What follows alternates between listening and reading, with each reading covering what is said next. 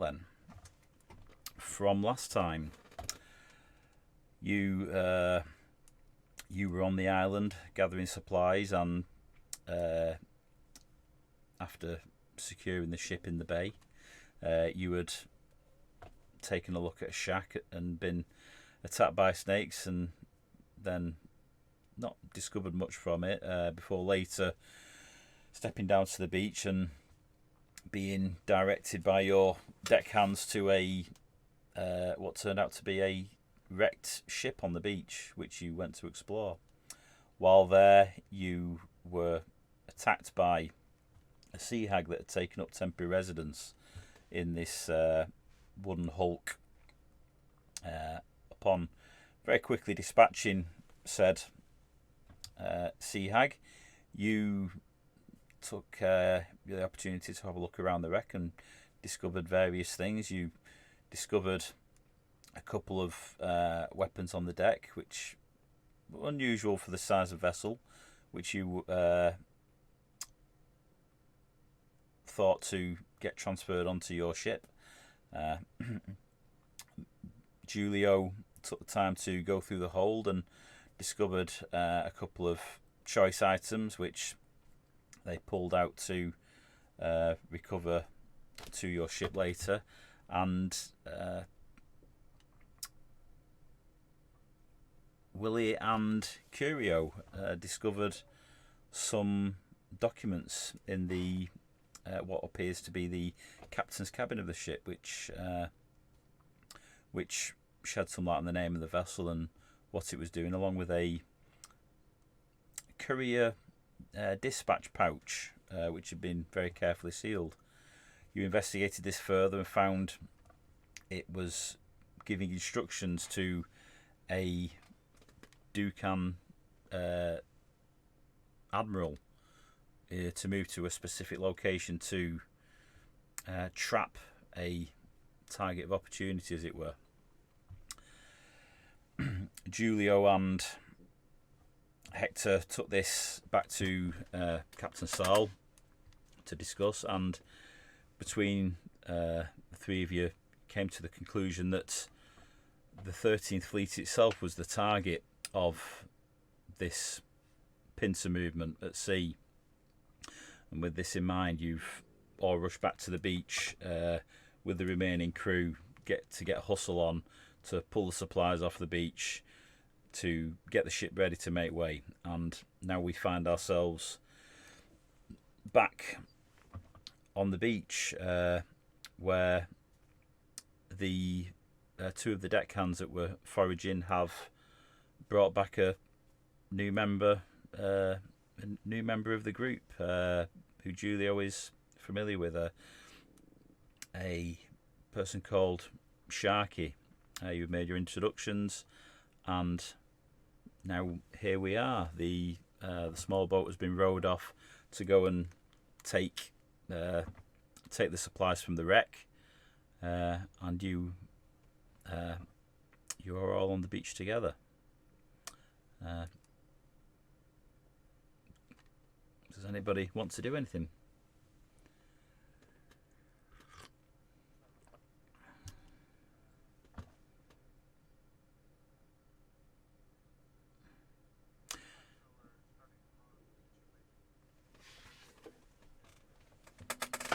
Yeah, that's where we left off. The small boat has sailed off.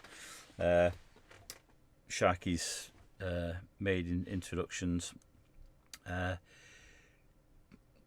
Curio, what's going on with Curio right now?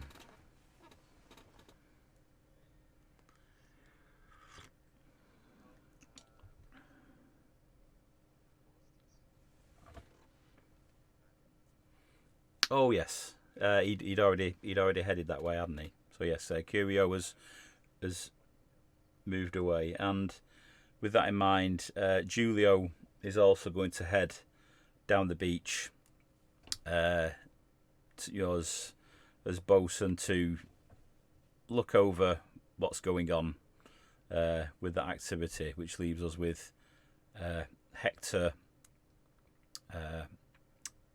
Hector, Willie, and Sharky on the beach with a few of the supplies, effectively waiting for the boat to come back. I think we had, just check my NPC sheet, Layla and Finn were doing the running backwards and forwards. Oh, and a bit of an update from last time. What was that roll that you gave me? It was 7, wasn't it? 7. So yes, your runner is Jim Blackfin O'Sullivan, by the way.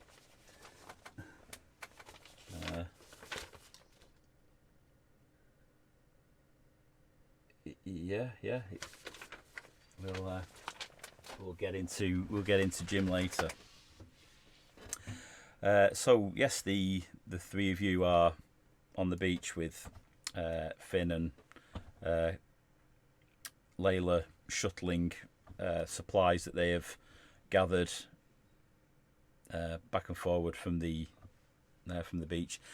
I would have Julio do that, but with Beef not being here, could somebody roll me a? Well, let me just check on Julio's. Okay, could somebody roll me a D20? Let's see, Willie.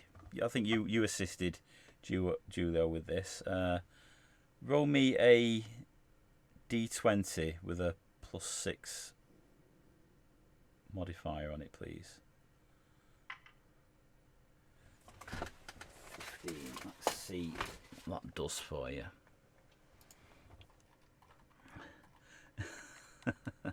I just found the right section. Not quite. This is. Oh, here we go. Okay, so from this, Layla and Finn, I've done the best, but perhaps they were a little bit distracted by finding the wreck and maybe you sharing your tales of the snakes that attack you with the shark. They've been a bit, quite cautious. They've found supplies for a further 3 weeks at sea. So you've got about 4 weeks at sea supplies once it's on the ship. So that one covers that one. So if unless somebody's got anything they particularly want to do on the beach, we can move along. Is there anything anybody particularly wants to do while they're here?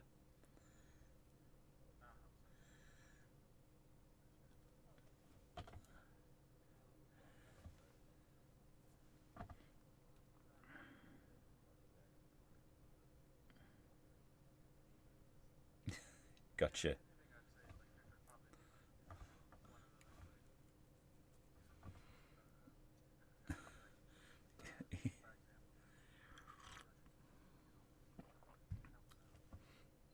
Right, so you're all bustling. Well, some of you are bustling to assist. Some of you are taking a more supervisory role. How about Sharky? What's Sharky doing at the moment?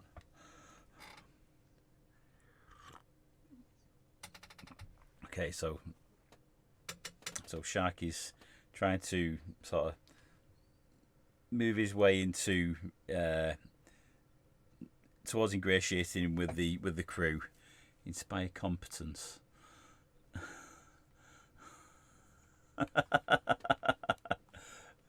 Yes, very good. So let's say that the ship's boat, the small ship's boat, has moved backwards and forwards all the stuff from the wreck and has come back to the shore, loaded the materials, ready to take its final trip back to the ship. Beef has remained.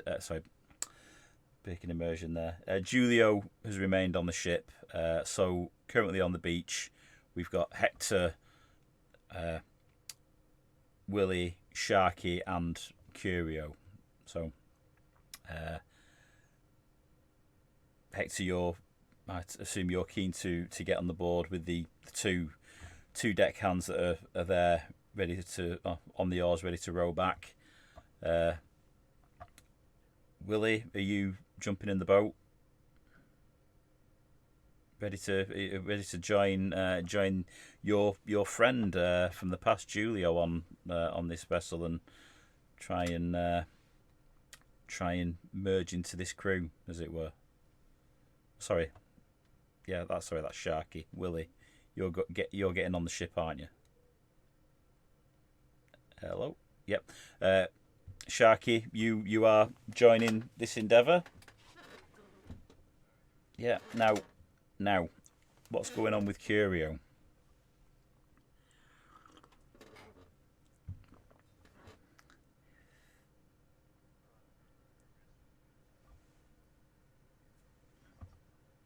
Yes. The small boat has moved everything that's been salvaged from the wreck back to the ship. The crew have just manhandled it onto the ship.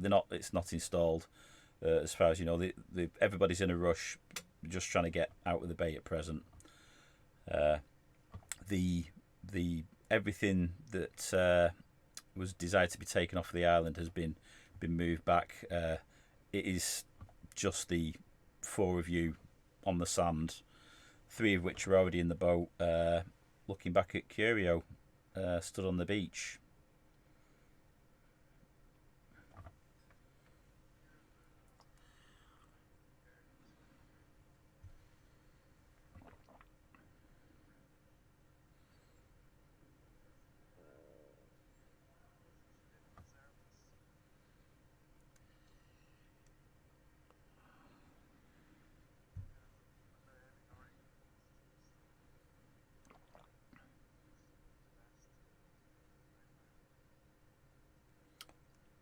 So Curio is taking the decision to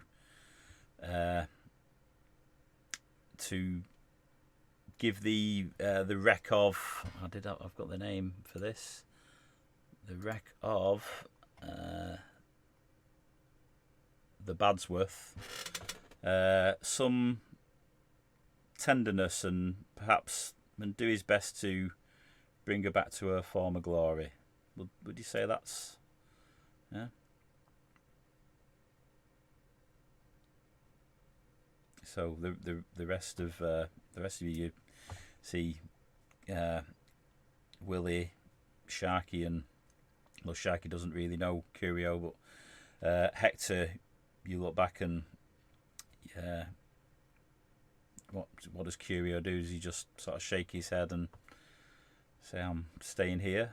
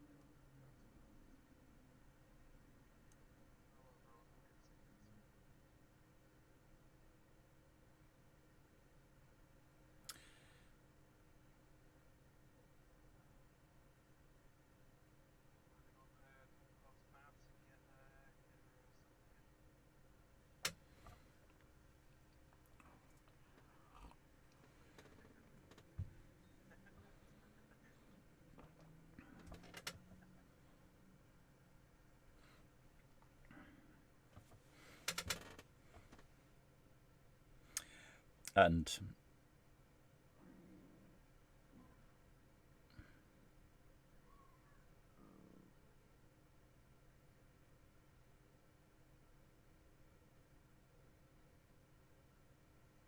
one of the deckhands on the oars say, "Sir, should we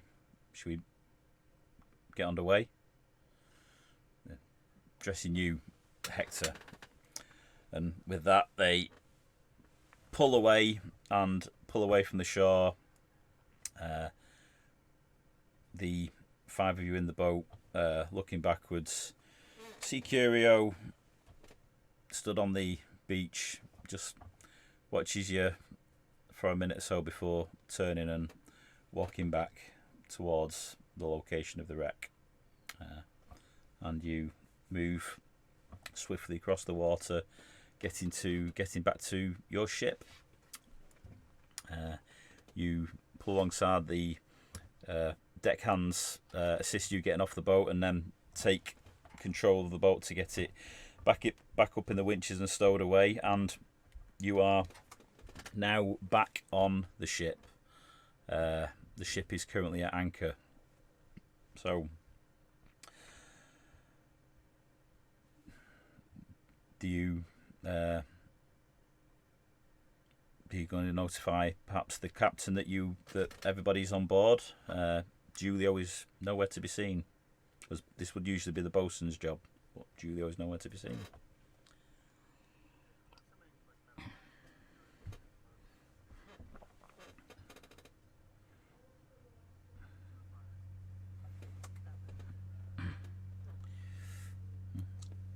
So you go to knock on the captain's cabin door, shout to him, tell him everybody's on board. He very quickly, you can hear him walking across the deck of his small stateroom. He swiftly opens the door and says, "Right, let's get this underway," and walks out, gets up onto the top deck, where he briefly confers with the navigator, Caitlin, who starts poring over a chart and looking up at the sky, things like that. He shouts down, "Who's this?" "Spying you, Sharky." How do you react? Or how does anybody react?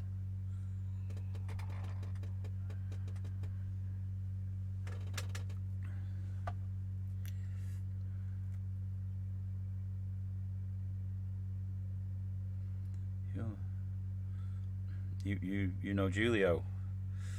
Well, that's a poor judge of character if I've ever seen one, so I'll take that under advisement. Where's our carpenter? You said, Hector, you said everybody was on board. Where's our carpenter?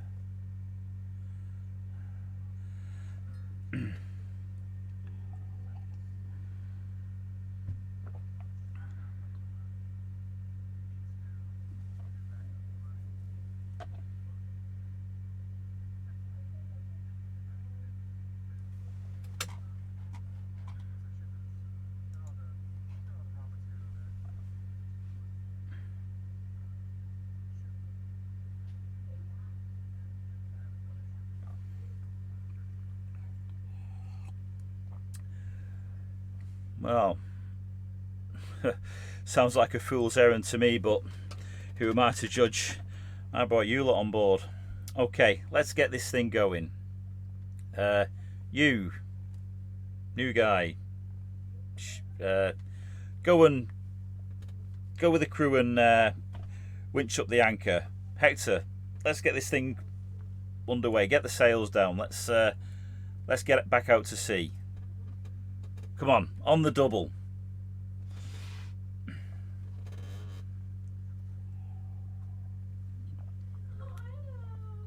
Okay.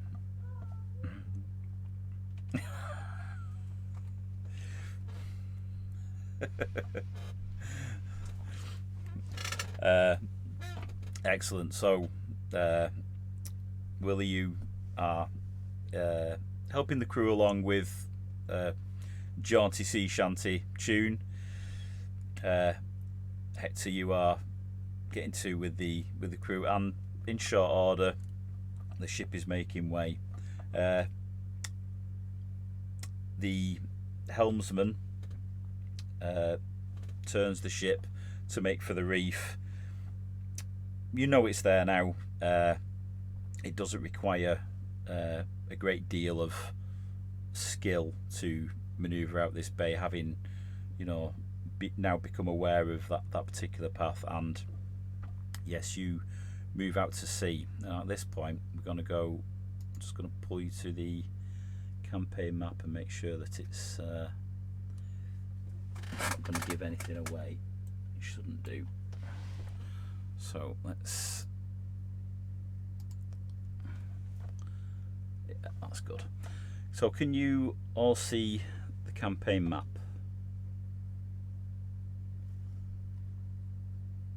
Yep, okay, very good. So you can see where your ship is currently, just off the coast of one of the... You weren't at that island, you were on a smaller island further to the east of that. This is your position. The last time you saw... You left the Betty from this position. Okay. And... the captain tells you that, let's see if I can do this in a good way, that this is the direction that the Betty is. Not that it's heading in the direction. So this is a course that will intersect with the Betty's current position. You don't know how he knows this, but that's the information he's got. He gives you.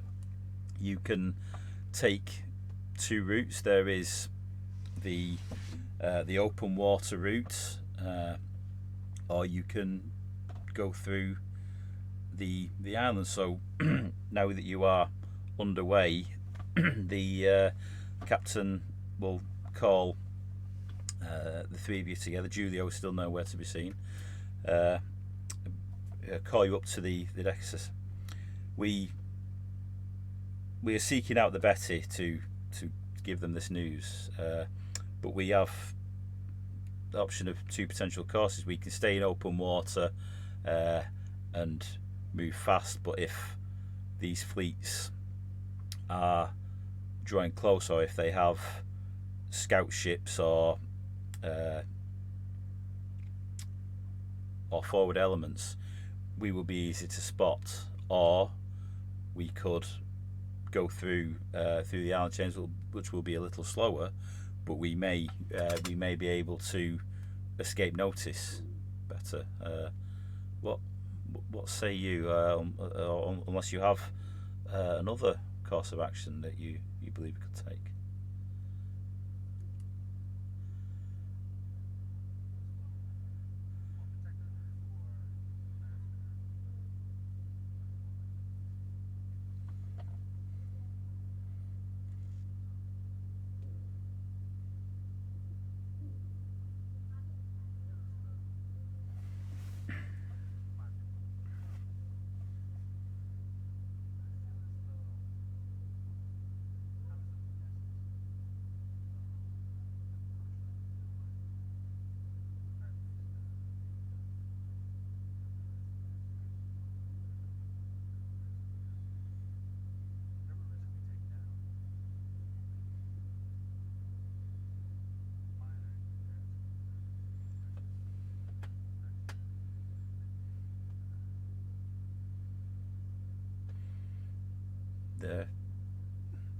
There is wisdom in what you say.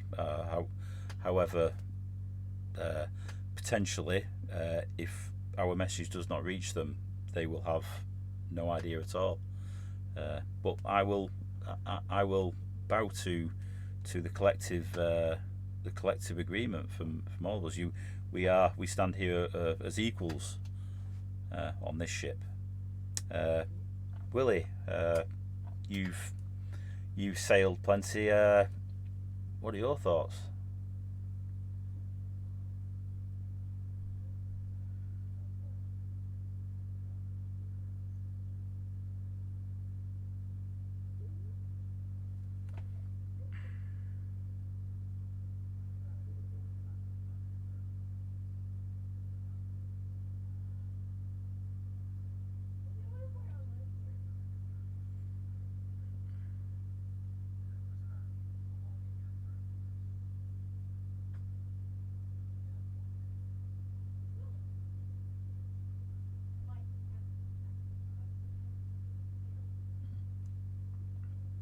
Yeah, that's sound reasoning. New guy with the shiny grin. What are your thoughts?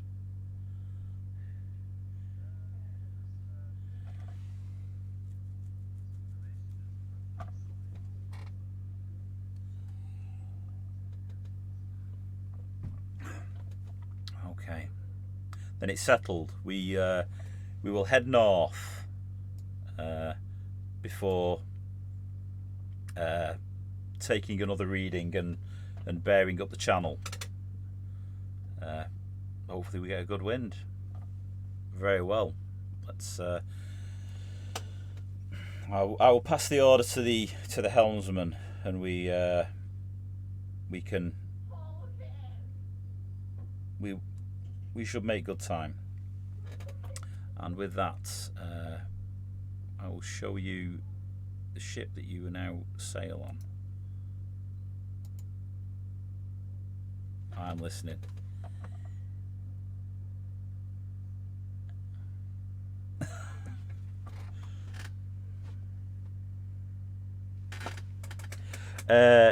Certainly. Roll a unless you've got a different skill. Roll a roll a perception, because that will give you everything you need. 22. That's pretty good. Yes, you do sense that Saul isn't telling you everything. He has got a specific way of how he knows where the Betty is. Maybe not exactly where the Betty is, but he is able to glean some information about where to head. And with the 22 also, when he was talking to the helmsman, you see him keep looking. He dips his hand into his pocket and just pulls something to the top and keeps looking at it. He has an object that he's been studying while discussing which course to take. Okay. Right then. So you are at sea. You've spent pretty much the day on the island. We are in late afternoon at this point, and you make some progress. We're going into the night shift. Who's going to take the first shift? The first watch, or are you going to pass it on to one of the NPCs?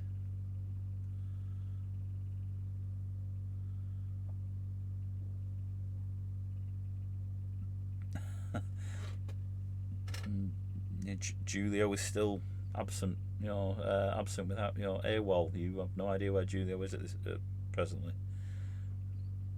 I don't know. Do you want to go and look for him? You can do that while the watch is happening if you wish. Okay.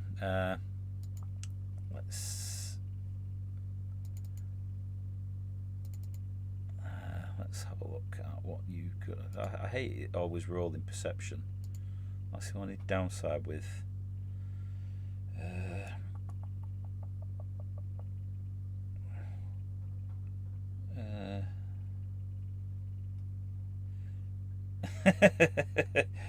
No, roll a. We'll say that you're doing a search of the ship, and you roll another perception for me, please, Willie.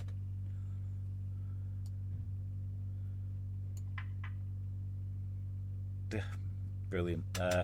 You don't have to look far. He's obviously not on any of the open decks. There are only a certain number of enclosed spaces.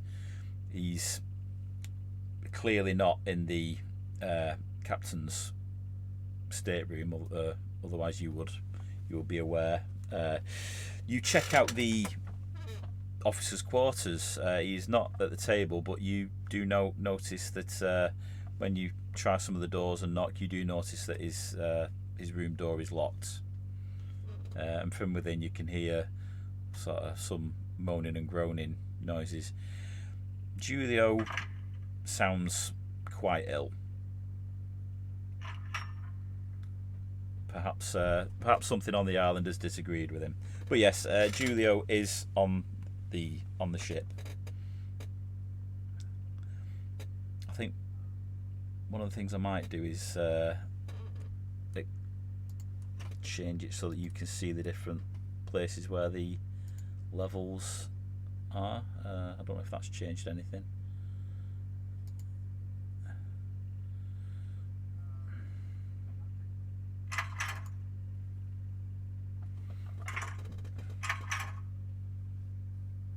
Okay, so Hector is taking first watch. It is a night watch.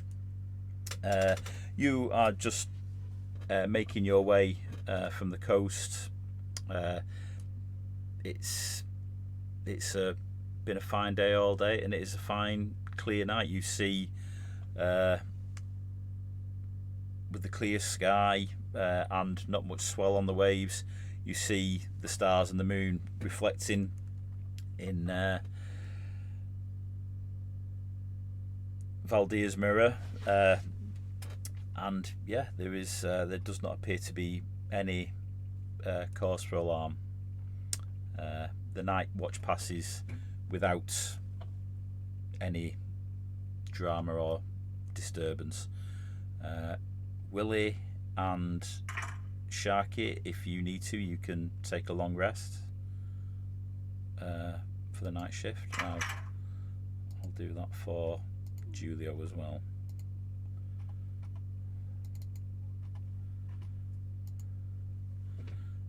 Is that your room? I can't remember all these things, just bear with me. Which room did Hector call? Oh, is...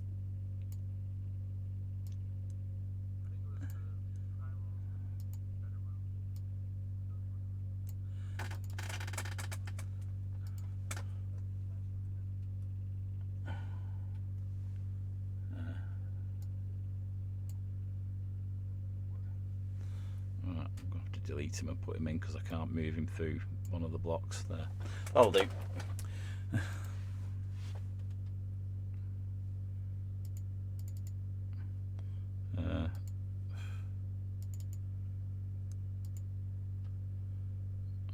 Problem is now the stream's stuck on on Julio. Might just delete him. Yeah. I'm doing that. It's just not having it. I'm just going to delete him from the scene. There we go. That's better. Oh, and now it's all frozen. I think I might have just screwed it up. The stream does not like that. Try and find one of you two. One of you lot. Oh, that's weird. It's just not having it. I'm just going to drop us. Switch the thing up and then pull back again. Right, this should do it. There we go. Right, it's good again. So yes, that's the night watch. The morning comes and there is little to no change in the weather. The morning is over. Who's taking?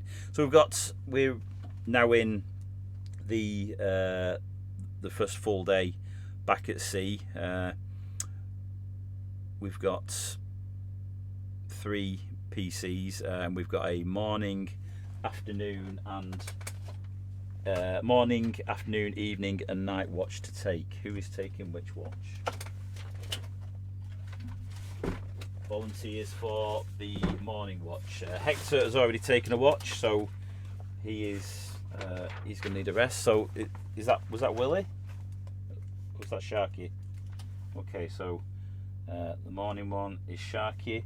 Who's taking the afternoon watch? Well, is it Willie or an NPC? Okay. We've got the evening watch. I'd say at this point Hector is rested and able to take the evening watch if he wants, or you can set it to an NPC. Or would Hector rather take the night watch again? Well, it does matter.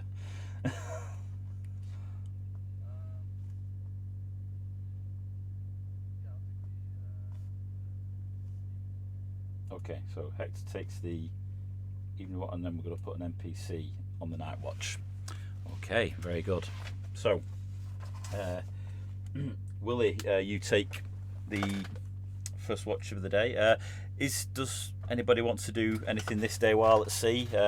You have got a couple of fresh ballistas that are currently just sat on deck. They are not installed. Does anybody want to do anything about that? You can start working on those. I'd say it will take a couple of watches to install each ballista onto the deck. You can. Okay, so Sharky, you gather a couple of the deck hands to assist, and you begin installing the two ballistas. So, well, you can't do that because you're taking the first watch. So you'll have to wait until the afternoon watch on that one. I'm assuming Hector taking his rest after his night watch. Yeah. So Hector is resting, and Willie, is Willie doing anything with this time while Sharky is at watching?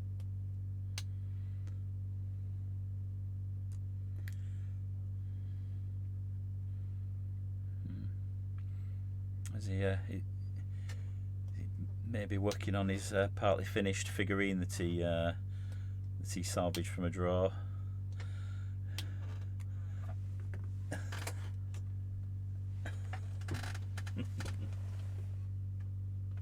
I see.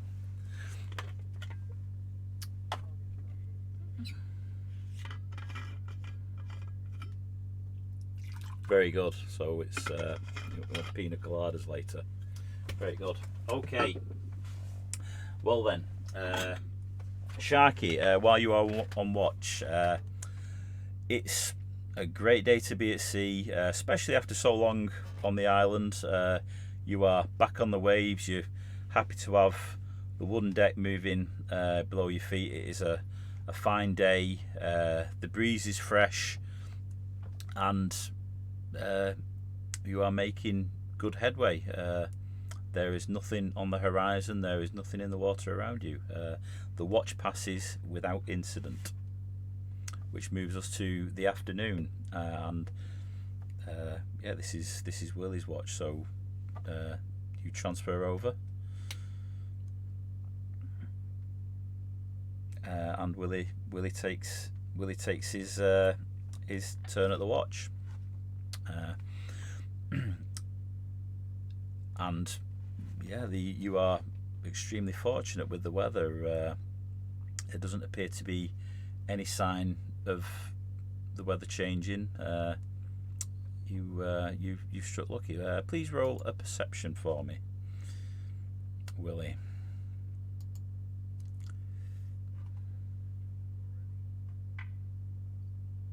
Oh, it's good enough. While you are on watch, you notice from the starboard side of the ship ripples in the water, and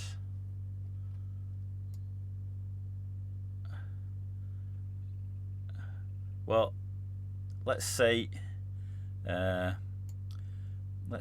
you don't quite get over there. Trust me on this.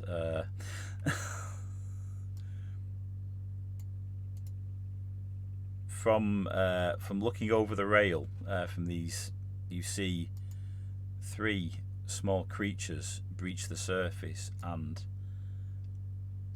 scramble up the side of the deck. And there are now three sort of crab-like humanoid creatures on ship with you. What we will do, I will let you position yourselves about the deck where you would like to be, and then we are going to roll initiative for this encounter at sea. So you let me know when you are where you would like to be. Where's Sharky at the moment?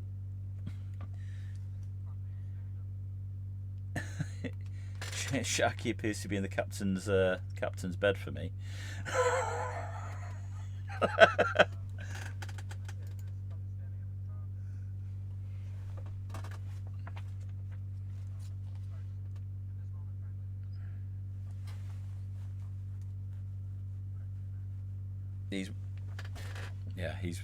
He's watching over the various activities. I'd say at this point, Sharky has taken on, working on the ballistas. Is that where you would like to start, Sharky? Up on the top deck?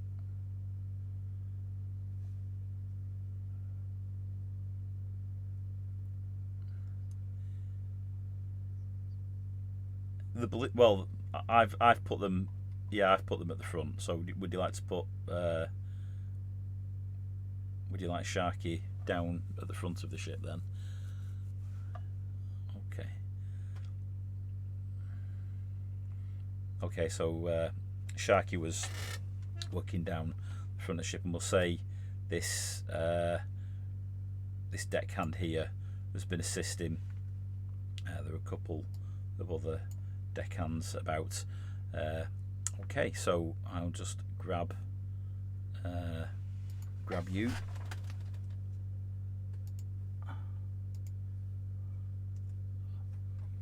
Let's try and do that.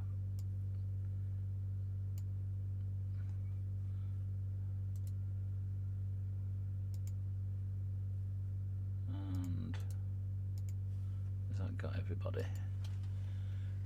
Yep, excellent. So yes, let's roll.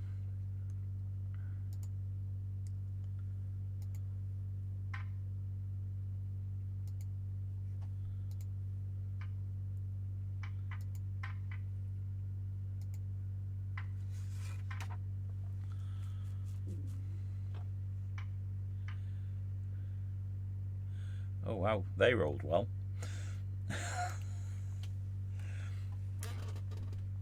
Okay, so first up, it's the little gremlin closest to you, Willie. It appears on deck and has a quick scan around, and you are the closest thing to it, so it is going to run over to you. And it will reach nicely, and it is going to strike you with its actually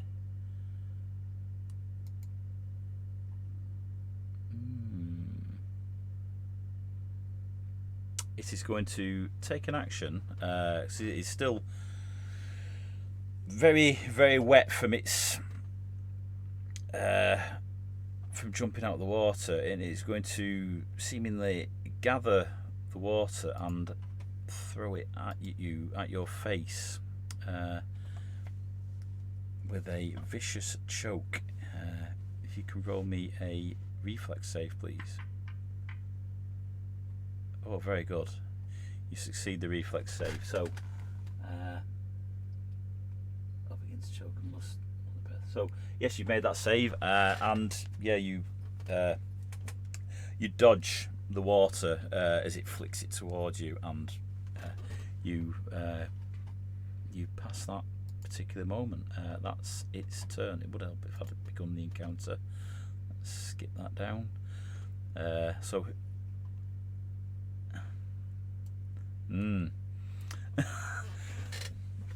See, this is it. When you're playing somebody's campaign, you get to experience some other monsters that you haven't tried before. Okay, this one on the this one's closest to you, Hector. It is also scanning around, and on the level it's at, the closest creature it sees is you, Hector, and it is going to attempt to run.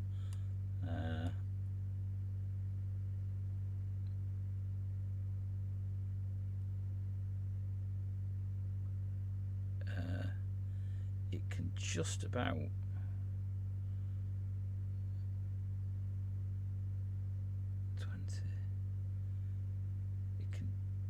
just about make it there on its first move, and it's going to run again and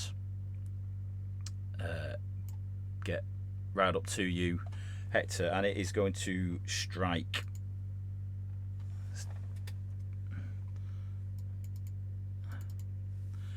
With, yeah.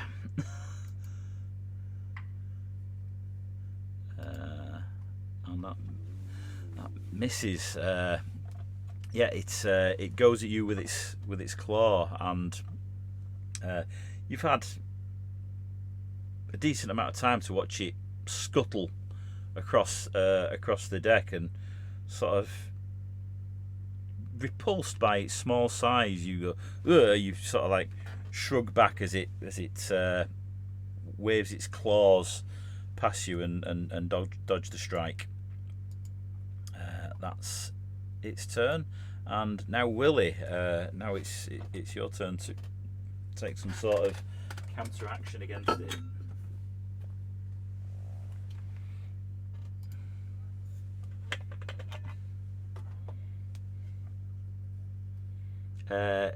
You want to go upstairs because you are currently on the no, you just jumped through a handrail. It's the one closest to the ballista. So that would take you down to the level below. If you go down, that's the one. No, you are in your position. You are currently on the top deck. This here, the one at the back where the ship's wheel is, that's where the ladder is. That takes you up to the top deck where the wheel is. From where the closest ones to you is only down. Although if you want to, you can. If you could get past it, you could. If you go to this position here, you can actually start climbing the rigging to go up the sails.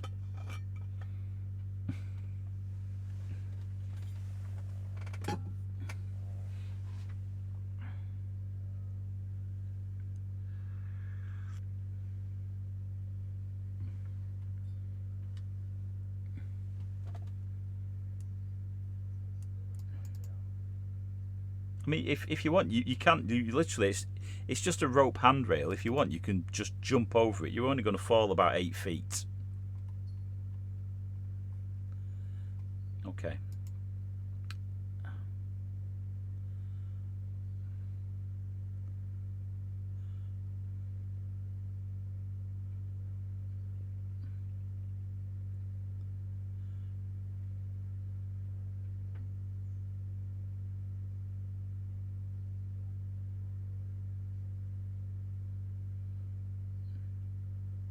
Tell you what, just before we go any further, how far did you move then?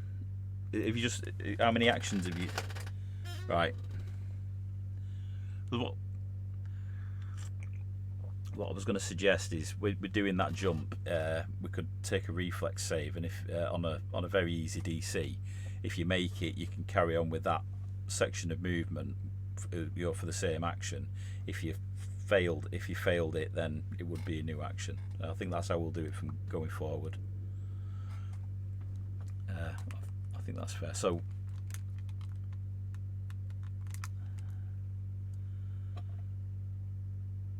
yeah, on a very easy DC.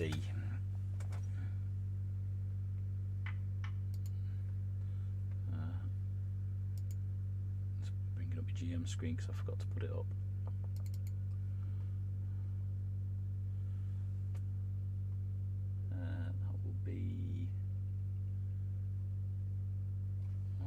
Let's see, what did you do? Oh yeah, you just Yes, so yeah, you can carry on using that one action to do that movement that you wanted to do.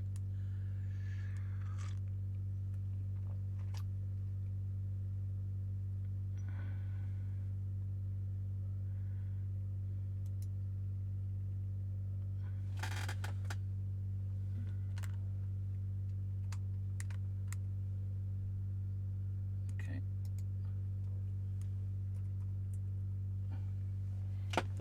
I'll just put you on the right level.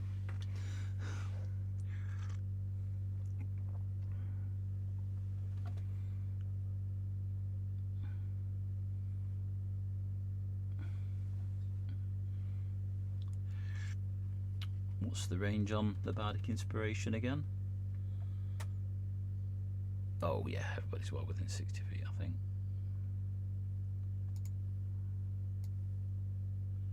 Ooh. Just about.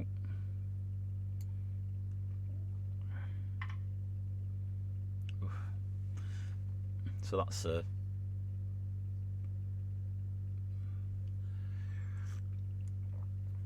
okay, one round.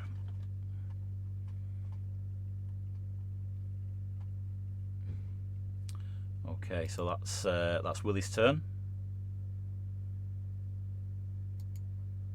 Okay, on to Sharky. Yeah, you hear a bit of a commotion on the starboard side of the ship, behind your back as you're focusing on the ballista. There you go. What are you doing?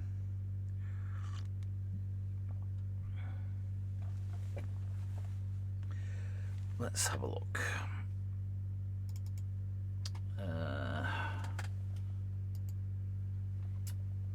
Roll a. Oh no, you don't need to roll a perception. It just says they are small size.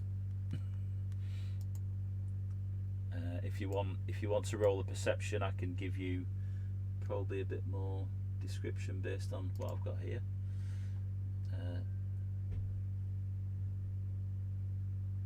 But that would be. Isn't that an action that? Isn't there an action already built in that actually tells you that? Let's have a look.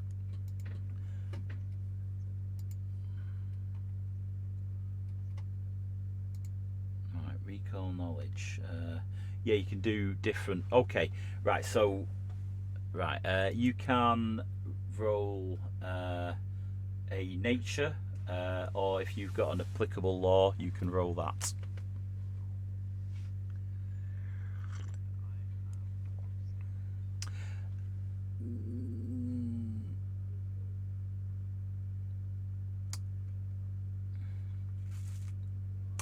It is yeah, considering the nature of the beast, yes, I'll let you roll a law sailing.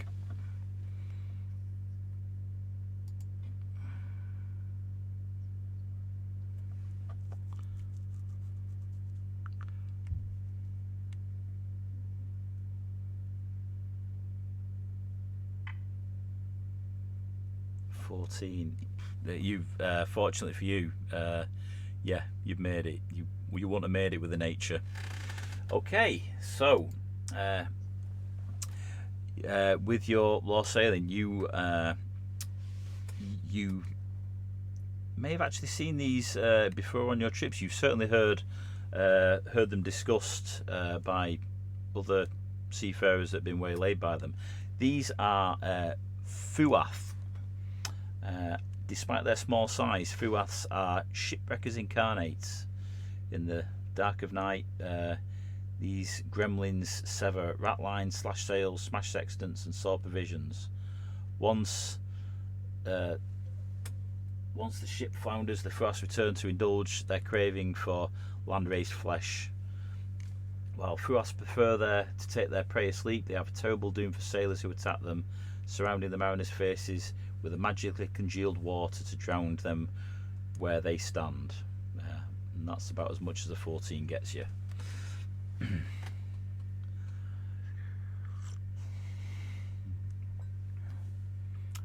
What I will, yeah, they They are aquatic, and they are fey.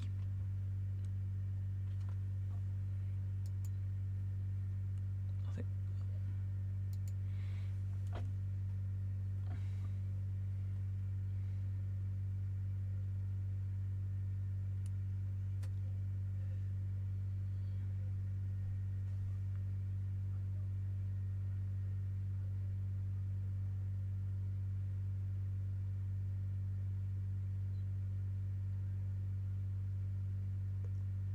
That doesn't add up, does it? Right, so it's 15 and then another 10 feet that you've got on this action. So yeah, you can get to there on your first move action.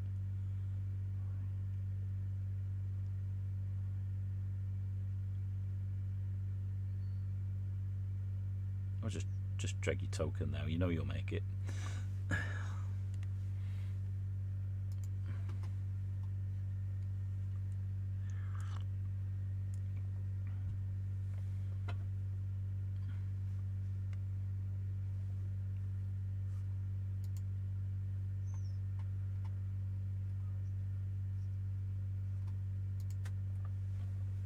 Yes.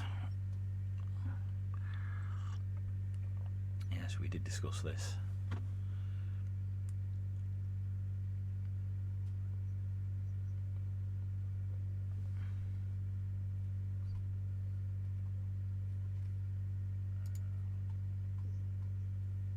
Okay. Okay, we move on to Hector. You've got this sort of weird, creepy, small thing with claws gibbering in front of you at knee height. How do you handle that?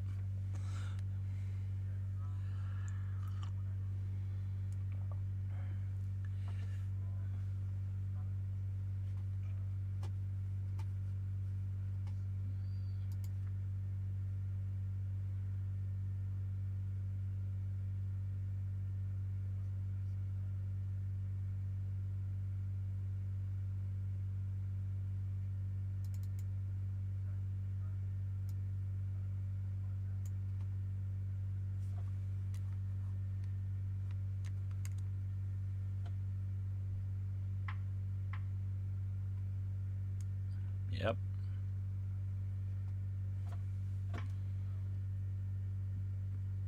Okay.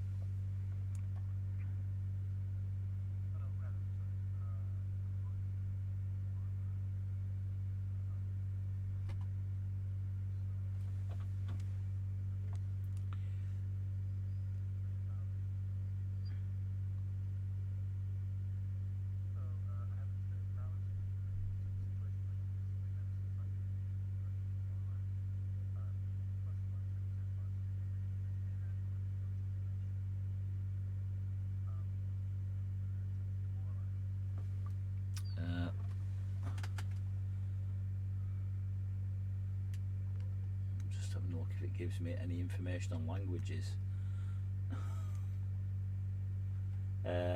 What languages does Hector speak? All right. Right.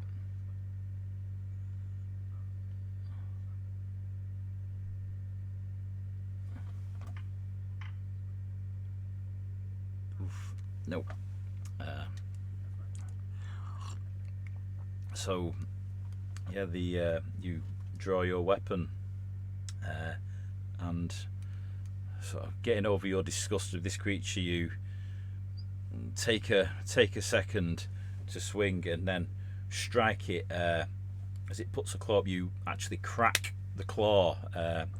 Visibly, you can see the flesh below it, and it recoils.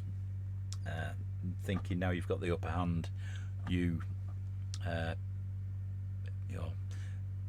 seek to intimidate it with your mere presence, but this seemingly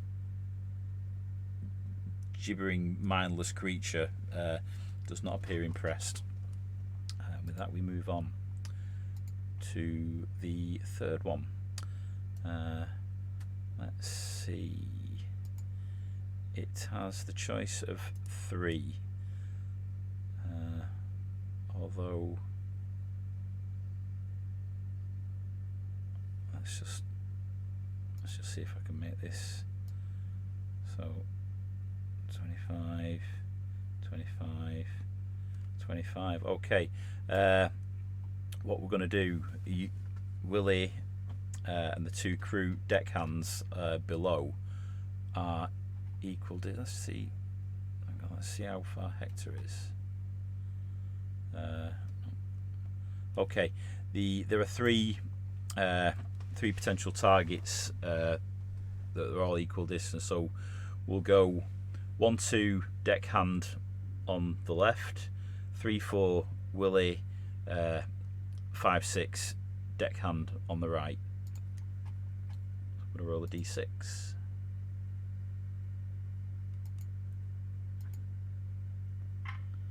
And it's seems a bit extreme. It's deckhand on the right, but as we did with you, Willie, it is going to move and jump. It's going to, well, at least it would if I had the right thing selected. It is going to move and jump. Put it on the right deck. This is now going to roll its reflex.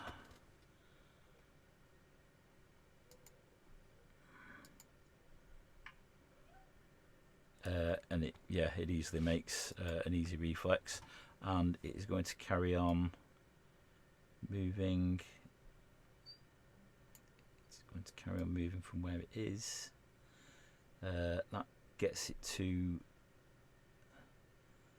there on its first action. It is going to use another action to move up further to this deckhand, who is this is Graham Sexton, who is being attacked, and with that in mind,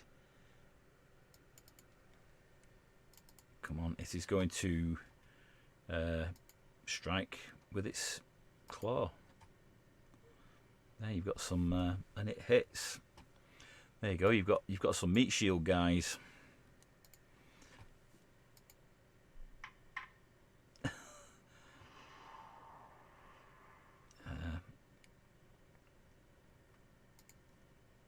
Apply that damage to pirate. I'll change up the names. It it scurries. The 3 of you see it scurries underneath the rope rail that surrounds the pit onto the main deck, almost flopping off the side, lands unusually dexterously for what would appear to be a clumsily put together creature, scurries past the crane, around the mast, and sinks its claw, the tip of its claws, into Graham's knee. Graham lets out a yell in pain.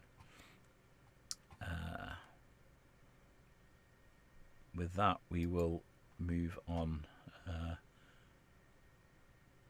we will do something with Graham on the next round. So it is now the first one, and this one's closest to Sharky.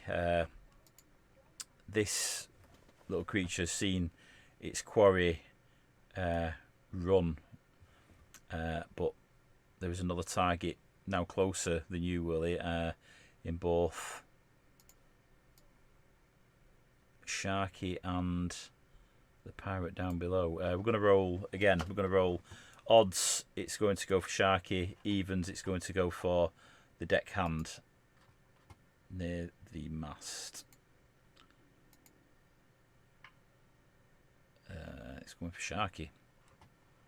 Okay, so with that, it turns its attention to you and runs, and it does runs. There we go. Over to you, Sharky. It has already used its talent. It can't do that again today. So instead, it is going to just use its main melee attack and strike you with its claw. Oh, that's pretty good. There we go. It applies. It does 4 damage to you, Sharky. It runs forward and it pincers around your shin and calf and begins to crush. And you feel the pain from its grip. That's its first attack. It will then reach with its other claw and attempt to do the same again. This time it critically fails, and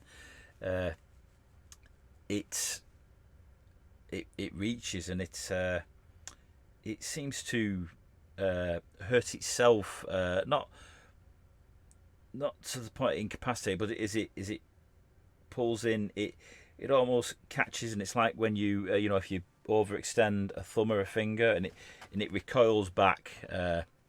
Yes, it fails that second attack. And that's the end of its turn. Now we are on the creature in front of you, Hector. It's taken some damage from you. It is going to apply its vicious choke on you, Hector. So, reflex save, please.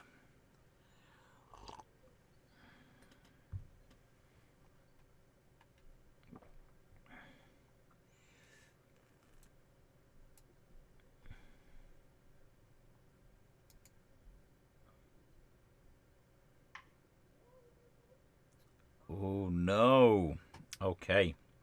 So, you begin to choke. You have a film of water surrounding your head.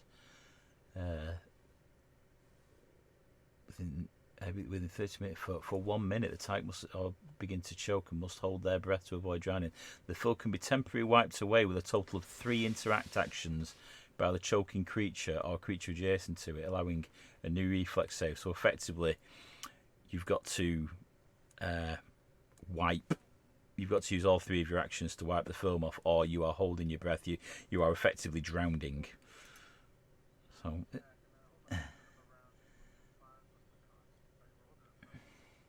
okay.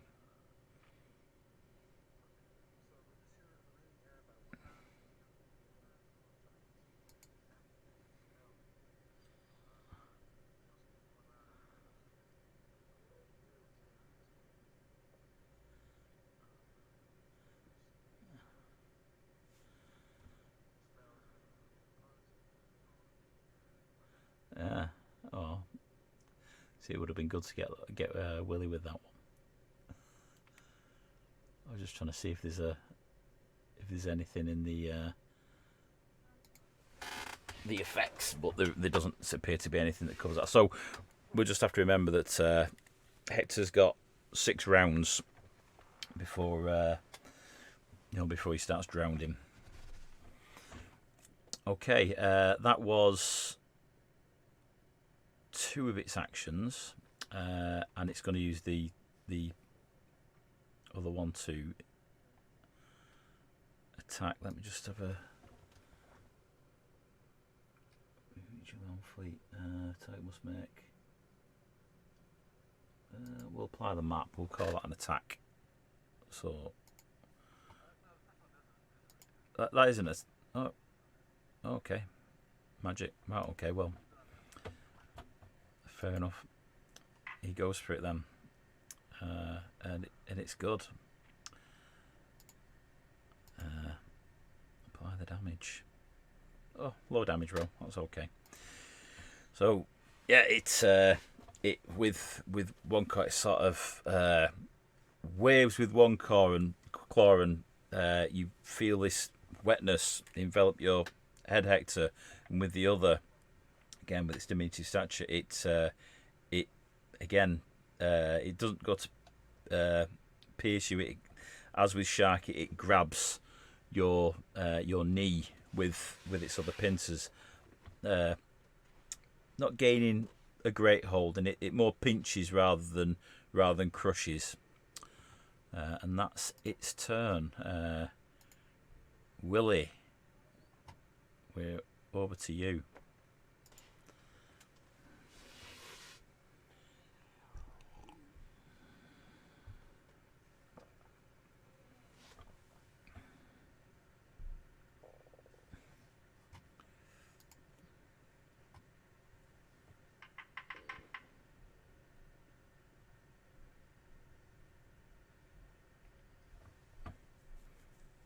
Okay, have you all dragged that over to your characters to apply it?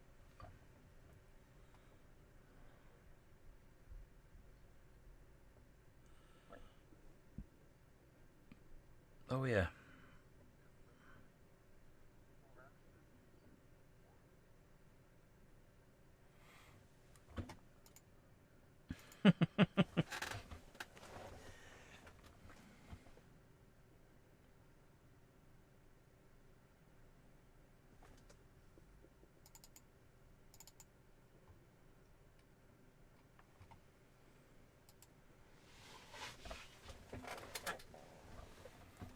Okay, go for it.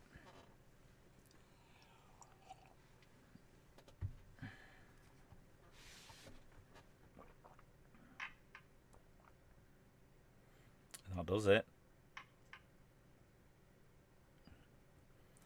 9. So that's the one that's currently pincered Graham in the knee. Yes, okay. So that's, yeah, that applies. How's he looking? Yeah, he's taken a bit of damage, but it appears to be still pretty good. Okay. Yep. So Sharky.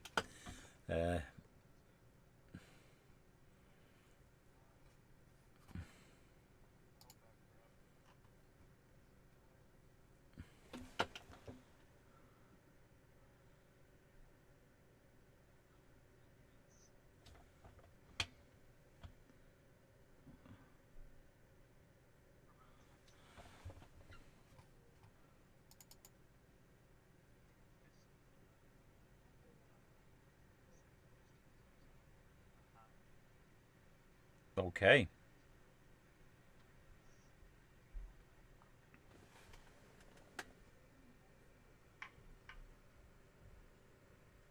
Oof.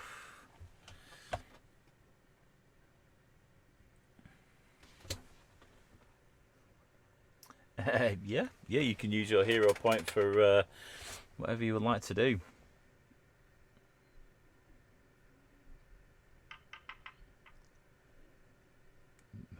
Worth doing. So with that, it is now grabbed, if that's correct. So let's...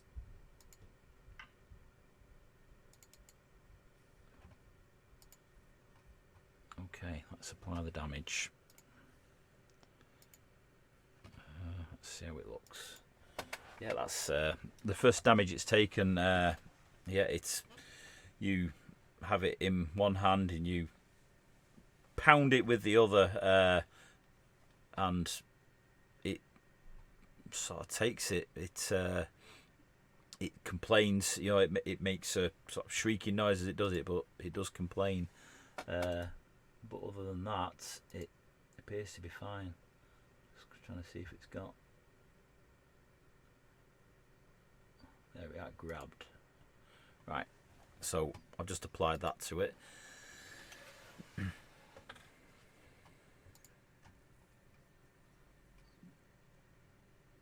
Okay.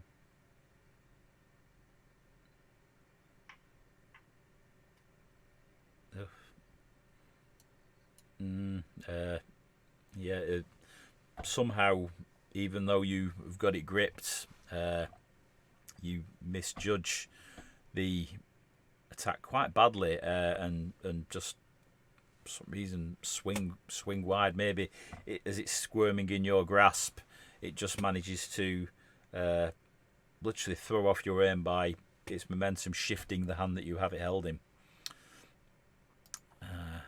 And with that, we move over to.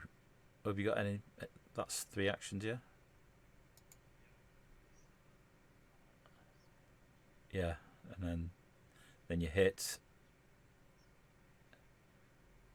Oh, sorry, my apologies.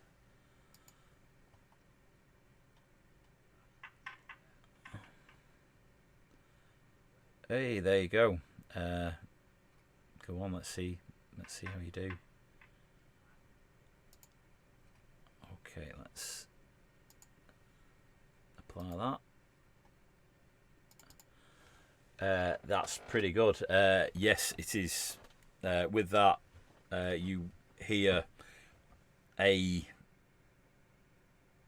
sickening crack as you hit it square on it. It sees the blow coming and looks to put its claws to shield itself, and its claws are fractured. It and weeping. It's looking pretty rough now.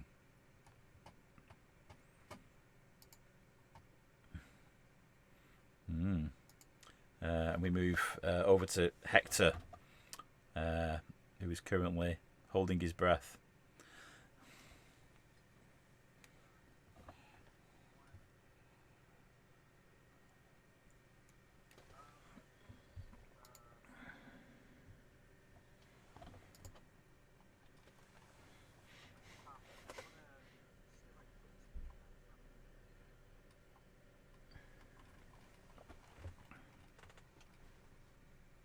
Okay.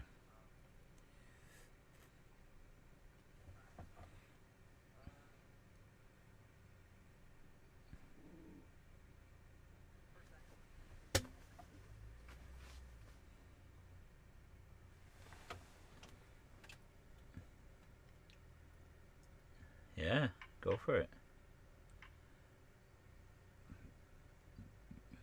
Easily. Yeah.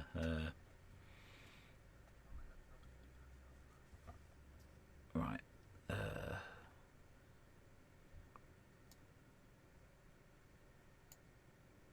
That's it.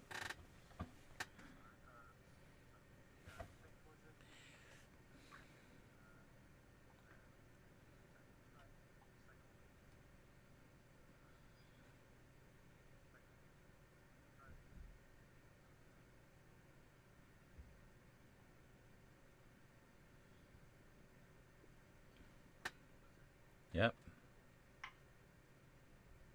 Okay, beautiful. Let's apply that. Oh, yeah, and with that exacting strike, it goes down. So how does that look?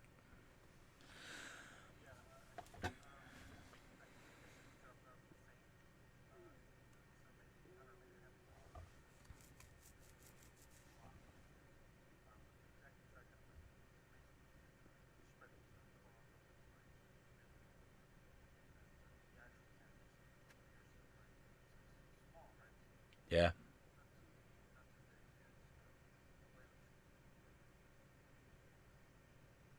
Yeah.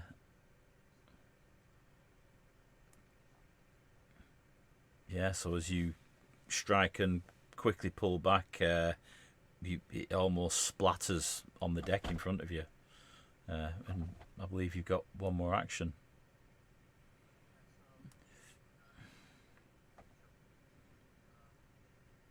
You want me to put it up again?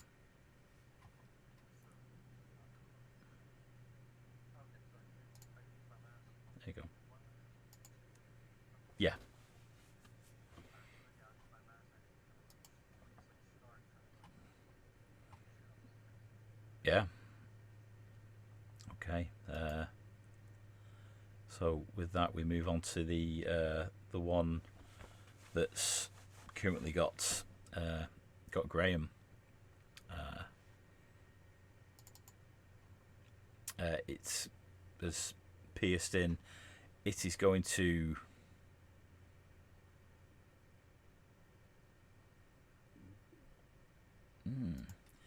it is actually, because as you fired those needle darts at it, Willie, it is going to turn and fire back another vicious choke at you. This one hasn't used this ability this turn, so yeah, you've got to pass another DC 17 reflex. Ooh, and you fail, but you do have a hero point if you're bothered. Fair enough. Okay. So that has applied, and with its remaining action, it is going to attack Graham again. Hitting him easily. Apply the damage to Graham. 5 and bang! It's so yes, with one claw, it sort of flings this stream of water at you, Willie, which wraps around your head, and currently you are unable to breathe. With its other claw, it goes back to jabbing at Graham's legs. At this point, we will add Graham to the combat at the back after the. We'll put him at the end.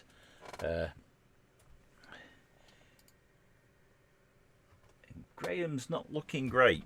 Graham's looking pretty rough at this point. What is Graham going to do? I think. Let's see what he's able to do.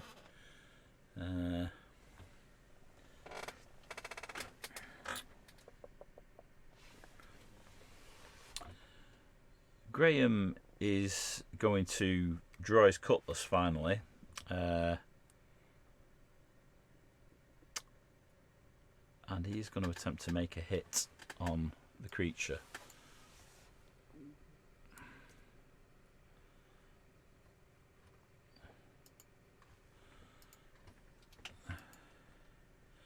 Oof, but the pain from both his legs, he misses. He's got this creature in front of him that has done some damage. His swing has been ineffective. He's going to lose his nerve at that, and with his final action, he's going to peel out and take cover behind the stairs that go up to the main, the upper deck. And that's Graham's go. He's obviously expecting the crew, the officers, to deal with this issue. We are back to the top of the round with the one over at Willie. Not a lot it can do. It's actually grabbed at present. So what are its options? It is grabbed. It is off guard.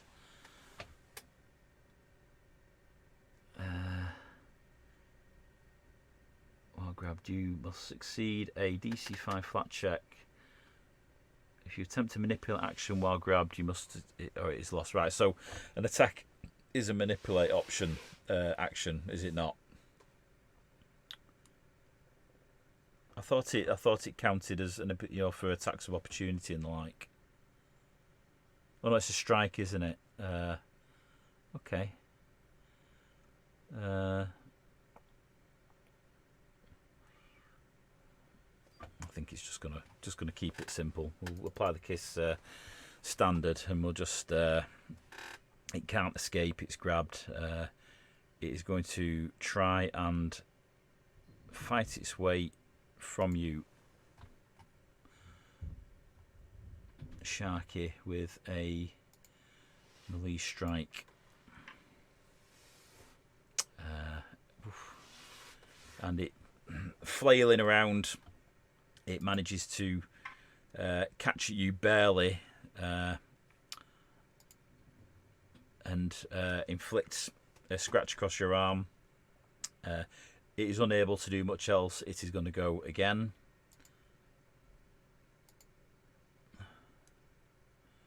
This time,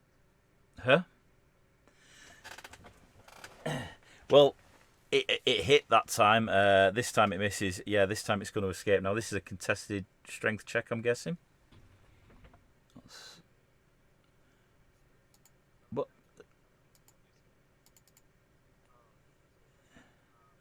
right.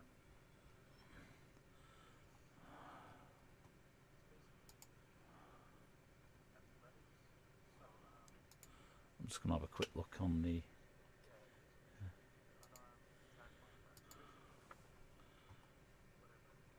Yeah.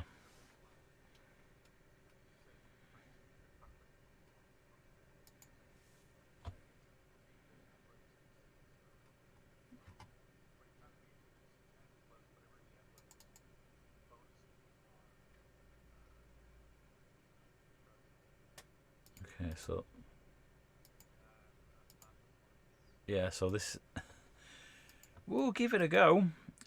So athletics, so it's got to beat a 17 then. Yeah, this will be interesting. So yeah, let's try that.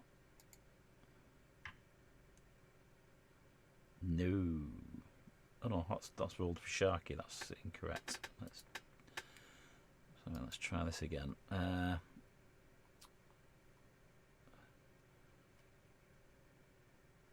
fact, it doesn't actually have an athletics ability in its skills. Great. Yeah. We'll just do it with the map 8 then. But it doesn't have an unarmed attack. It fails. So yes, it is attacked twice, and then with its second attack, failing to gain purchase, it is tried to squirm free, but you've held it tight, Sharky. And like I said before, it is looking rough. That one's already dead. Willie, is up to you. Your head is currently surrounded by a viscous film of water.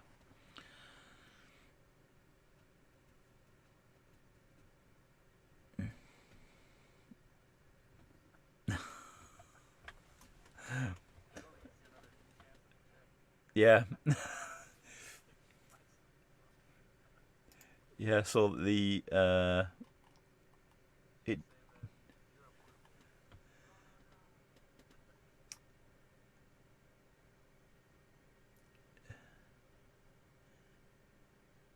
bonus to when the effect these actions on it. I'm just trying to work out if yeah, just take the do the reflex check. We'll just, you've used the 3 actions. We'll say you do it at the end of the 3rd action.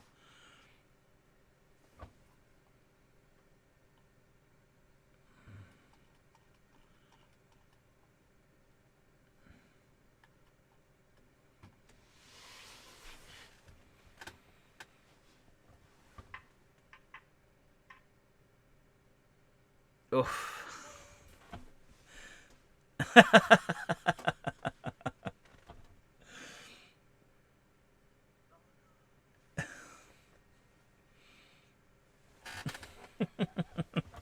Mm.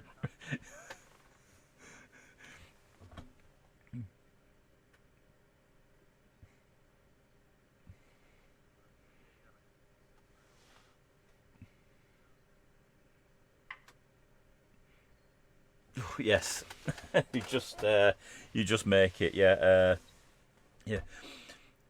From your position on the deck, if the other two are paying any attention at all, you are there going. You're frantically wiping at your face, and you manage to pull enough of the water film away that it has insufficient volume left to cover your head again, and it falls away. Yeah, and the effect is removed. Very good. Sharky, you have a squirming, blooded gremlin type creature within your grasp.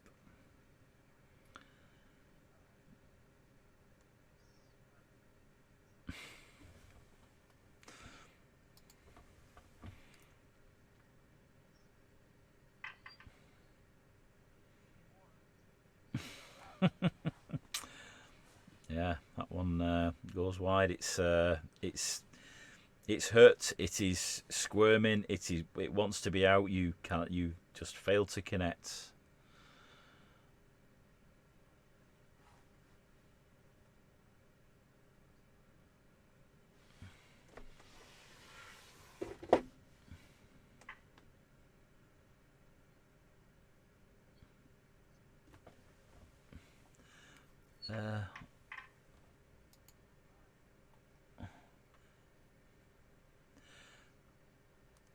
Okay.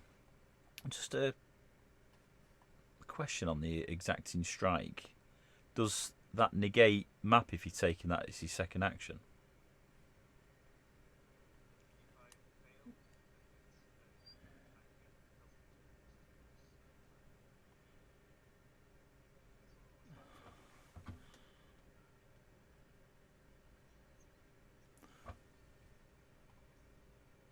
Oh, so you can take... So, sorry, so the first hit was a failure.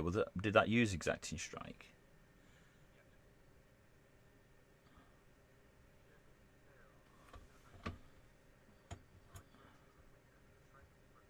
Hmm.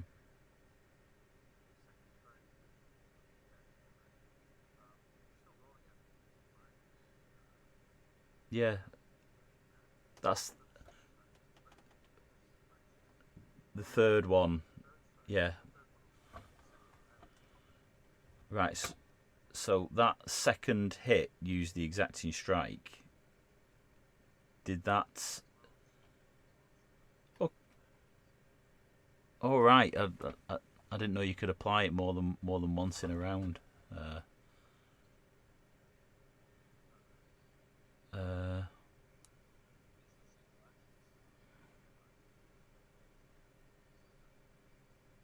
It's just a bit of a weird one then, because then you, there's no point in ever doing anything else apart from an exacting strike, is there? Okay, we'll move on. I'll look into this one a bit more, because it just seems a bit weird, that. But we'll carry on as is. We'll apply that damage, and I'll look to clarify that for myself later.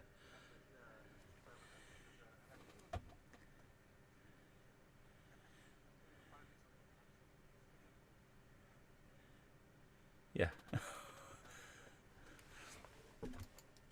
because that was it. You've just used it different to the way it's being used on Hector, and it's like, well, hang on, what's going on here? So yes, that's that exacting strike. You hit it again, despite your earlier miss, and you cave its body in. It is almost flattened and leaking in your hand. Now you are holding the limp corpse of this creature.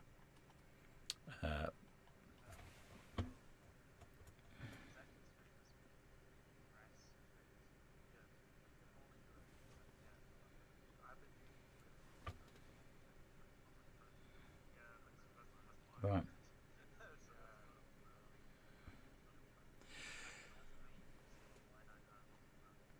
Yes, so you can't apply it to the first one, so it'll only ever apply when it's already used map, and then for your third action, if you miss, you'd still apply the second round map, as it were. Yeah. Okay. There we go. We have learnt something today. So anyway, the Fuath is dead, and I believe you have a a third action that you are free to use.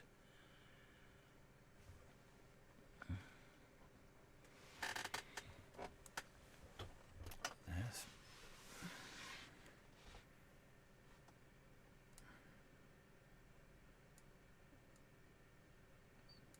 If you use the you can use the arrow keys as well.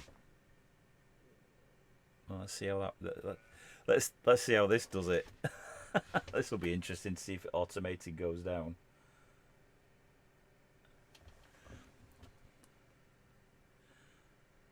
No. Yeah, it's probably because it's a level. If just favourite is just use the arrow keys, I think. Yeah. See, yeah, it didn't actually put you down on the right deck, so I'll do that. There, it's put you on the right deck. Okay. And Hector, you are there. There is a corpse in front of you. Willie has been making some mumbling sounds, and Graham is fleeing for his safety.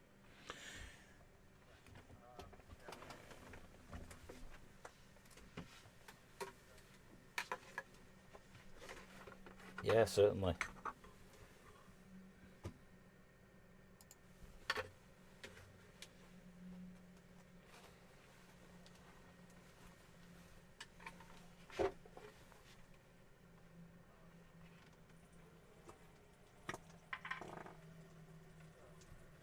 Oh yeah, you easily make that.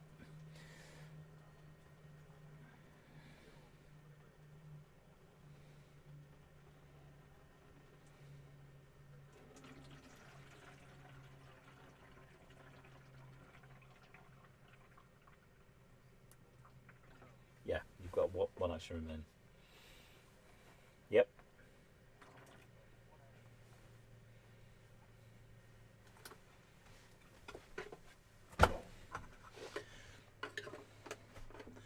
So you are.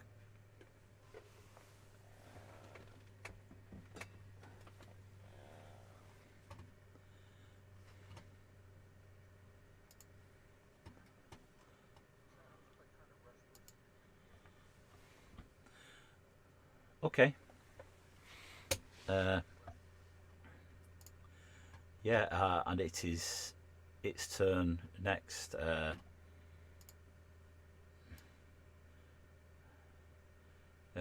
Yes, Hector, you are easily the closest target to it. It has taken some pain, but it's in pretty good condition. It initially goes to chase Graham down, but then it turns and finishes its movement in front of you. I'm just trying to see if I can move it right up against you. There we go. And I think I might have just screwed that up. Oh yeah, this level's really does a number on some of the token interactions. There we go. Right, I've got it again. So this one has used its vicious choke action, so it can't do that. It's just going to attempt to hit you with its claws.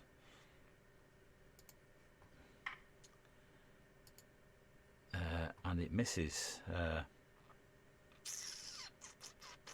You are not as easy a target as it had with Graham. And it sort of smell on you what has just happened to its sort of like broodmate. I'm going to roll a quick check to see whether it carries on trying to attack or whether it's going to decide it does actually want to use an action to chase Graham. We're going to go odds it sticks with you, Hector, evens it goes for another target. Odds, no, it's going to attempt to press it home, so we'll take another go. There you go. It isn't the smartest of creatures, but its persistence pays off. Huh? Yeah, there you go. So, yeah, it's despite its earlier miss, it swings round with its other claw and grips your lower calf, and you feel the dull serrations on its claws biting in. It's going to recover from its claw from its first attempt, and it's going to go for... Oh, no, it can't. It can't go for a third. It's moved. Sorry, my apologies. Ignore that one. Ooh, lucky. Yeah. No, it had its 2 attacks and its movement. So yes, that's it. Yeah, you just dodged a crit because at this point, I think Graham is out of it again. We're going to remove Graham from the encounter, and we move back onto Willie. Yes, you have managed to clear the film from your face. The creature that applied it has sought to feast on Hector with mixed success.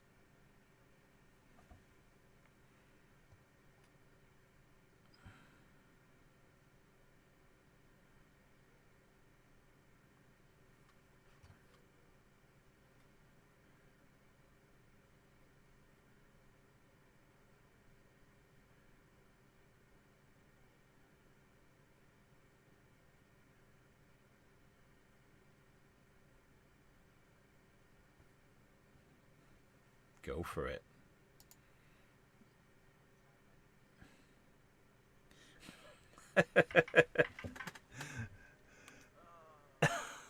Oh, wow. Yeah.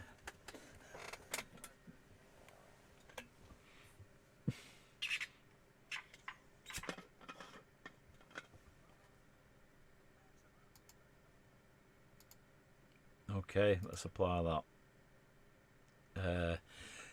Yeah, it's hurting. Yeah, you literally run it through, but it's still stood there, barely. You can see it's sagging in its stance.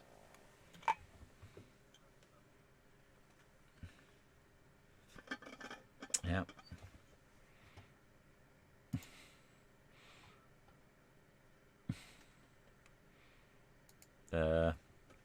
So we're back to Sharky. Who's on the same deck as you, fortunately.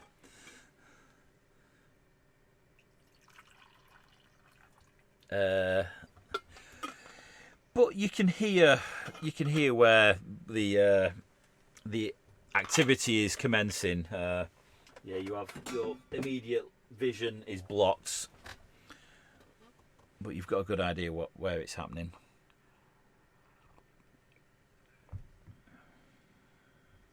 Yes, you can move over the grating. It's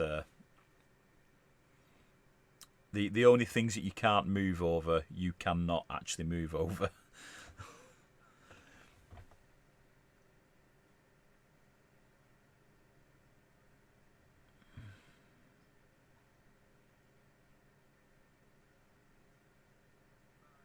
There you go.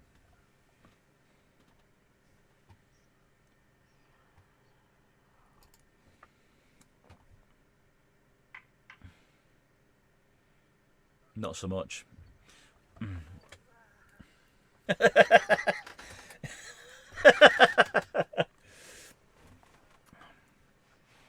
Yeah.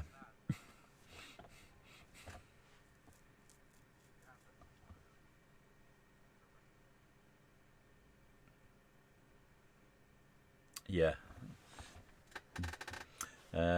So yes, that's all your actions. Yes. Yeah, two movements. So yeah, Sharky, after your success with the one, and keen to impress your new crew, you sprint across, past the mast, across one grating, deftly, with deft footwork to land on the different bars of the grating, past the second mast onto the second grating, and ready to slam down literally a hammer blow on top of this creature. You trip slightly on that second grating and hit the wooden deck with a splintering blow just at the creature's feet.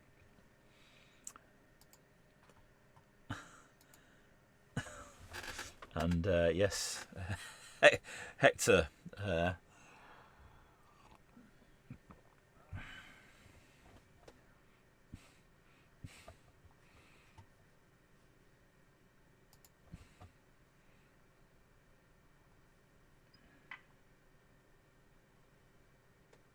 Yes, that hits. Okay, like that, and yes, the hit does the job. What does that look like?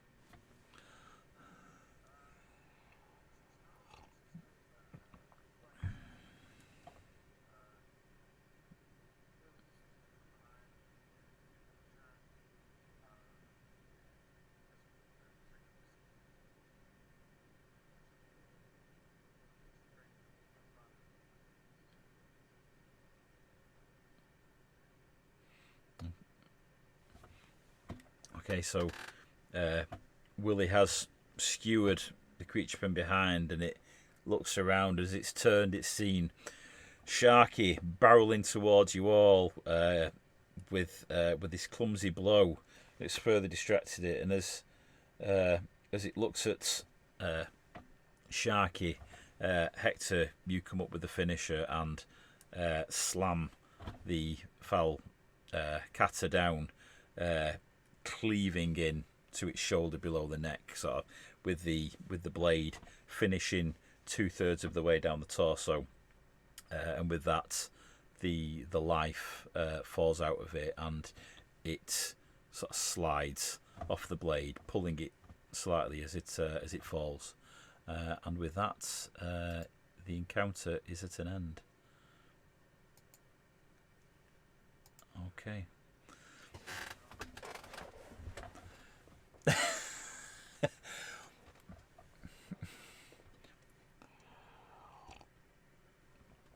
Well, this is it. Yeah, if it keeps going, I mean, aren't you fortunate that you had a team player down, so there was only 3 of them there.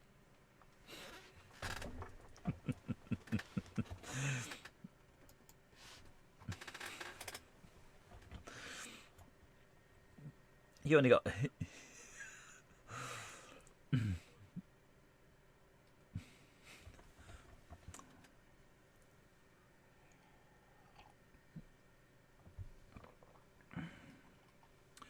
Okay. So yeah, the excitement is over. Graham is over. He's on the main deck in the corner where he ran off before, sort of groaning and nursing the wound on his leg. He's pretty badly cut up. Actually, there's a bit of a pool there. I don't know if any of you are interested in that, or whether you're just happy to move on with the watches.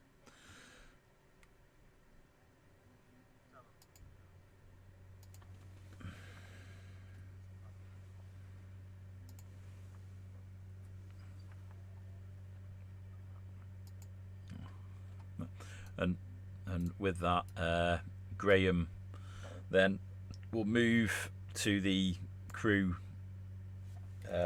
bunks and seek to dress his own wounds.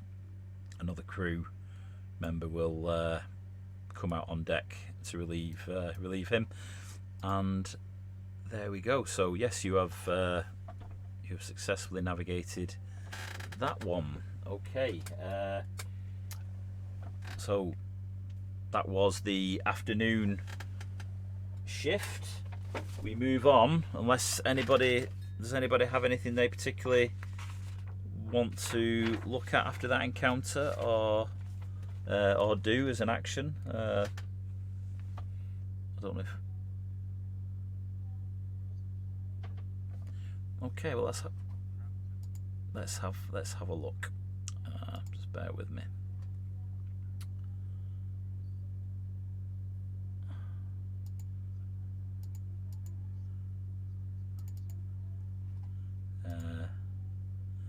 Okay, who's searching?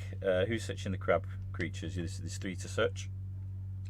Okay, Sharky, roll a perception check for me, please.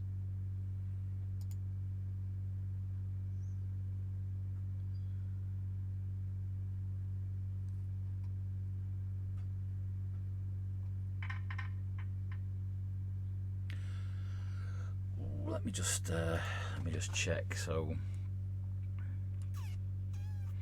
yeah, I think that's fair enough. On each of these creatures, while they didn't come into play in the battle, you find 3 darts on each of these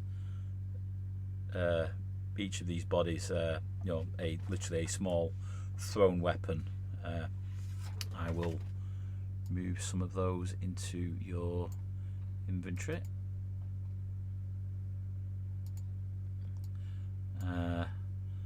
And if you're looking for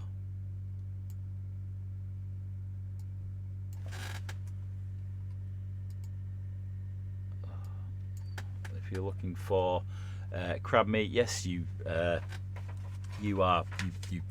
cut the claws from each of the creatures, and yes, you are more than welcome to pass that on to the crew to take down to the galley to prepare with the ship's meals for the remainder of the day. They're not massive creatures, but they're certainly bigger than a lobster. Each claw's probably the equivalent of 2 lobster tails. So, yeah.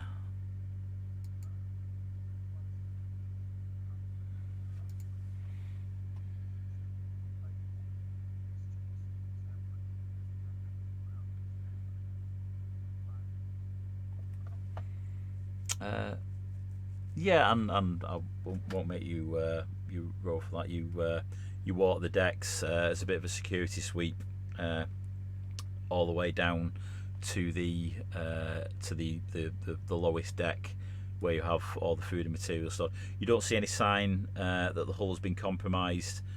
You check the crew quarters, and there is there's no sign that any of these have come in through the windows. Yeah, you're satisfied that the ship is now secure.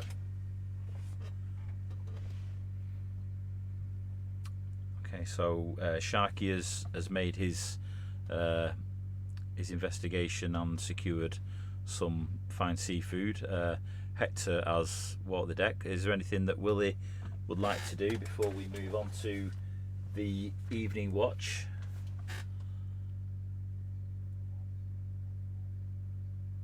Okay, so yes,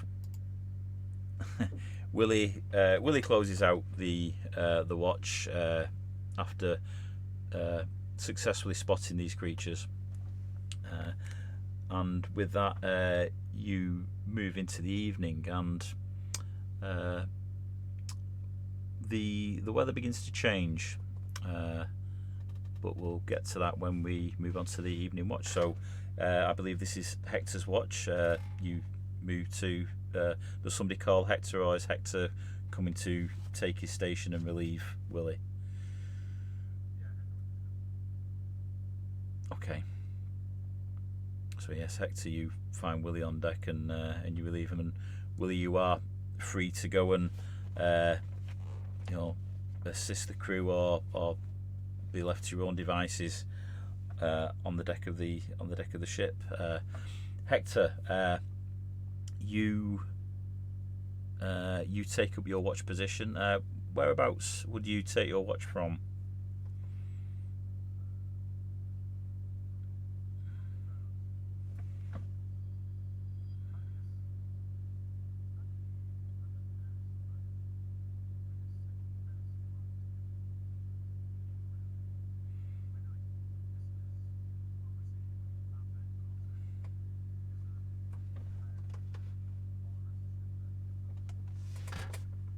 Yeah, yeah.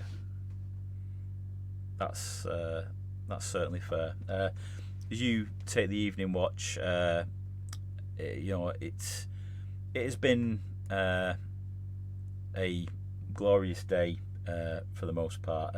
But as the sun is beginning to get low towards the horizon, you see a mist moving in across the sea.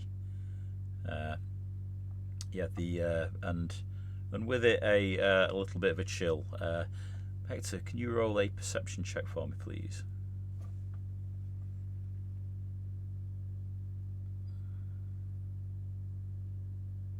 Oh, easy. From your vantage point, not on the course of the ship itself, and over onto the starboard side from where you are, some distance out from the ship, you glance an object poking through the mist that just about covers the surface of the gentle swell on the sea. It is a dark object, and as the sun is dipping, it is casting a shadow across the mist. There is something clearly proud of the water within your eye line. What would you like to do?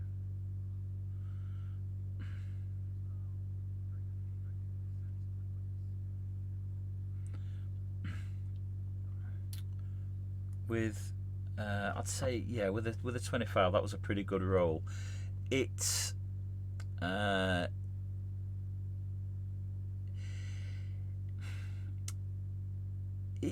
appears to be a ship, but there's something about it. You're too far away to make it out clearly with between the mist and the fact that you're coming into the evening and it's getting dark.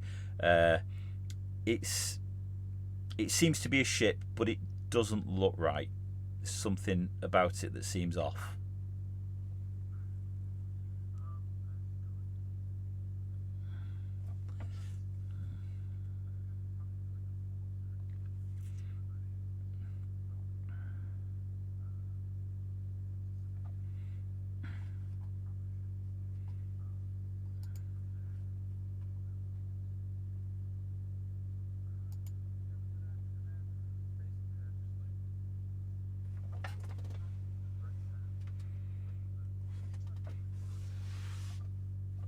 No, it's. I'd say it's.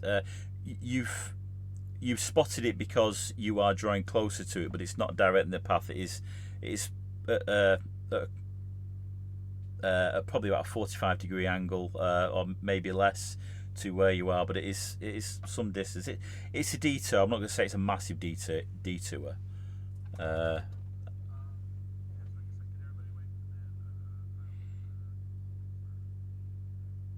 Okay. Okay. So you sound the alarm. Come on. Oh, would help if I was moving him right. You sound the alerts, and the captain makes his way up onto the top deck. Is everybody else joining Hector and the captain on the top deck, or has Sharky and Willie taken the opportunity to chill out elsewhere? Okay. Willie's up. What's Sharky up to at this time?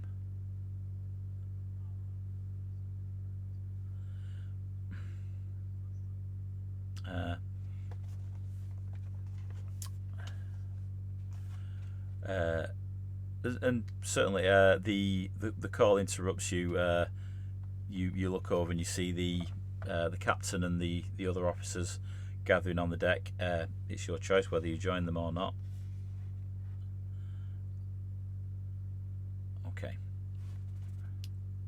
So the three of you, although Julio is still nowhere to be seen, the three of you join the captain, the captain on the top deck, and Captain Sal says, "What? Why the alarm? What have you seen, Hector?"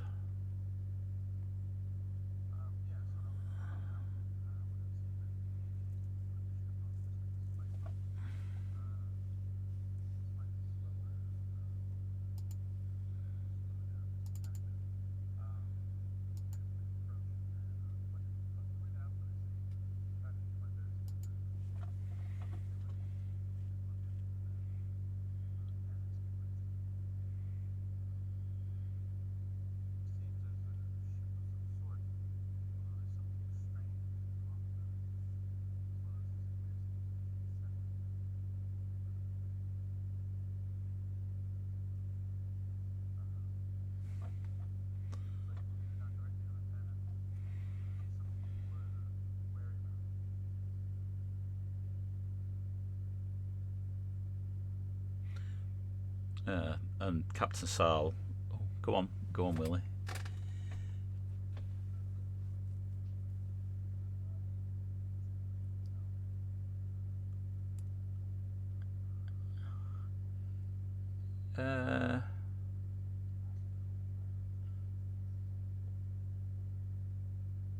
I wouldn't say that would really apply in this case. I mean, you're welcome to do it. It just wouldn't have any effect. Well,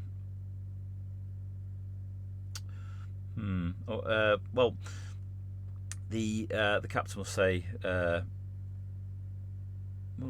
let's just hold that for now, Willie. Yes,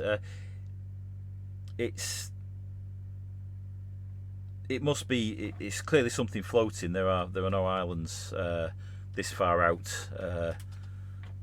This is a well-travelled and charted piece of the coast. But yeah, for a ship, she doesn't stand right in the water. She may be damaged, and with that, she may be vulnerable. Do you think? I mean, we are here to enrich the 13th Fleet and ourselves. I believe this might be an opportunity. We can get closer. We don't need to stop. As we get closer, we can choose to disregard her. But as always, I am open to your counsel.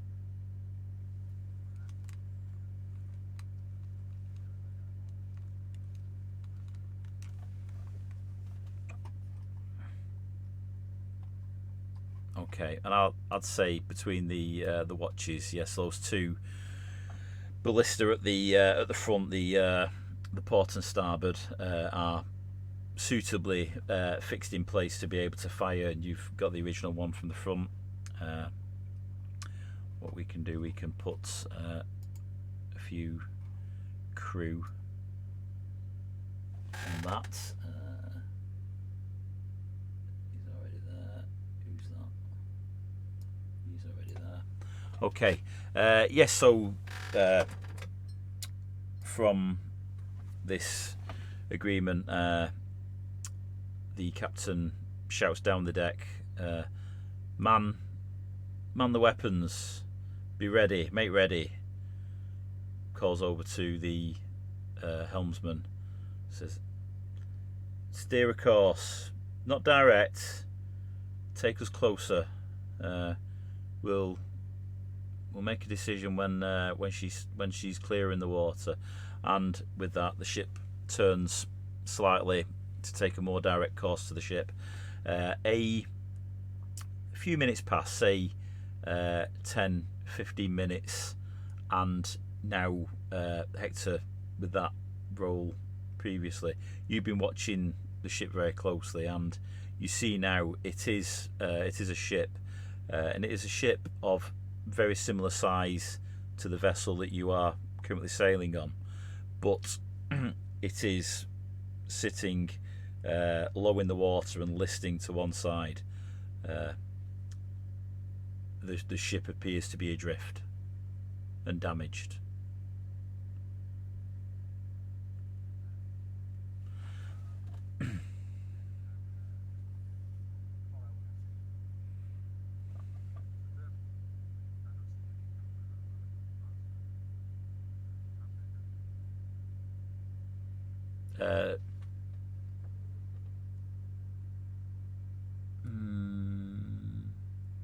Roll another perception, because now you're not looking for the actual ship, you're looking for something specific on the deck. Let's have another one.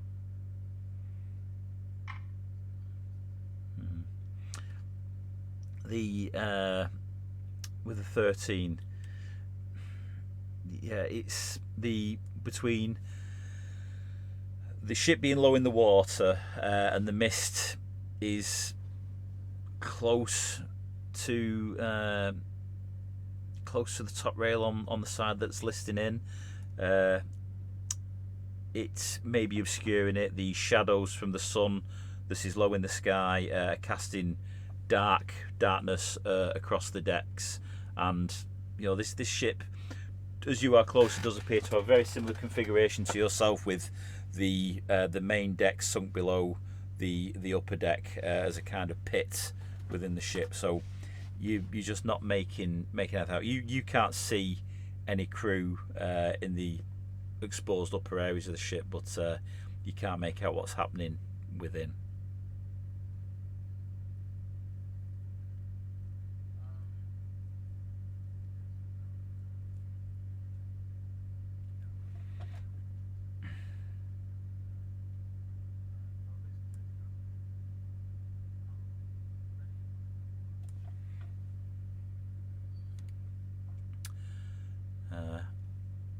How about Sharky? Is Sharky doing anything? Is Sharky got anything to contribute?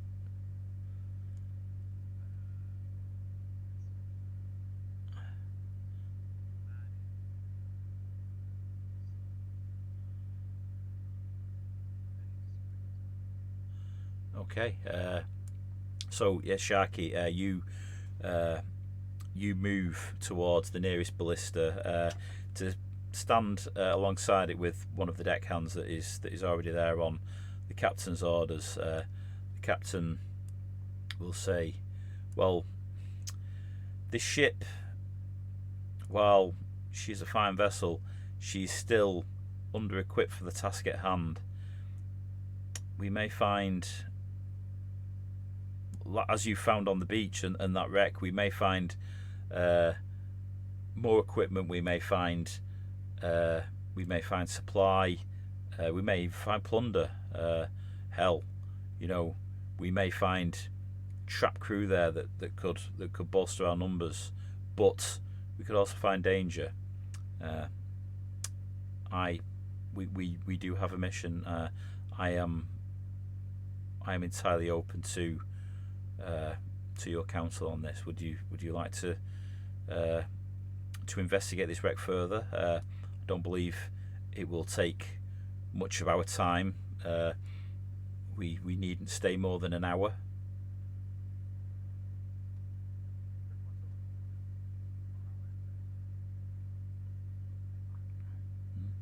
What say you, Willie?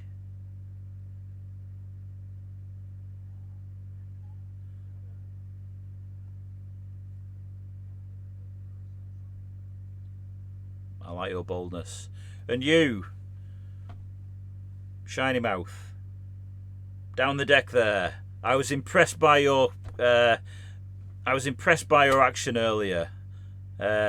What say you? Would you like to check out? Would you like to see what we can find?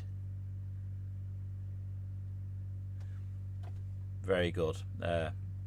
He will say to the helmsman, make a course, bring us alongside. And with that, the helmsman will steer the ship close into the ship. And as you get closer, you can clearly see, yes, it is a stricken ship of the same class as the one that you have had. The sails aren't so much tattered as non-existent at this point. There are mere scraps hanging from the masts. You can see there is clearly water in the main deck, where within the pit. Although the upper deck that rings the hull is still above water, and you see there is one ballista hanging off the side of the hull, but still attached. Beyond that, there is no sign of much of the decks. One of the masts is snapped and missing. The railings are damaged. The boats that would be hanging off derricks waiting to be deployed are entirely missing. Whether they have been ripped from the ship or were used to evacuate the crew at this point, you can't tell.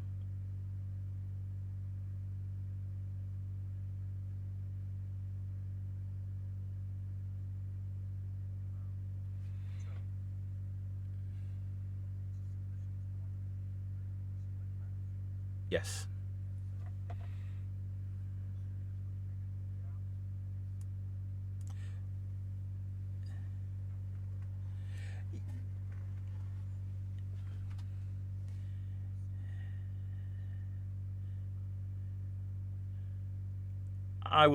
I would say that's a fair assumption. Ships like this would generally keep the officer crew quarters at the rear, because it's, as a ship is going into foul weather, the worst of the weather's at the front that takes the pounding. The back of the ship is the more serene.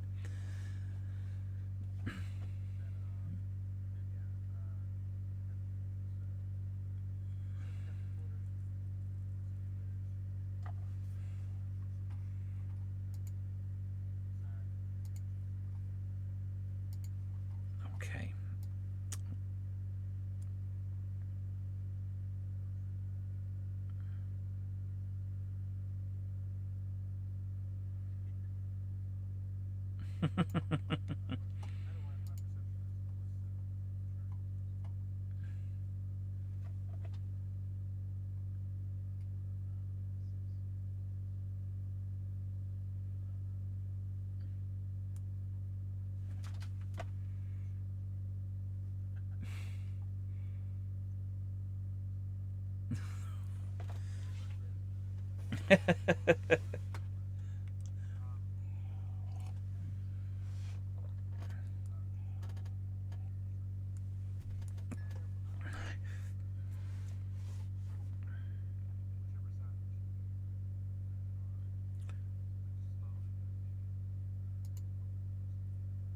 Okay, so just for scenery, well, I'll just do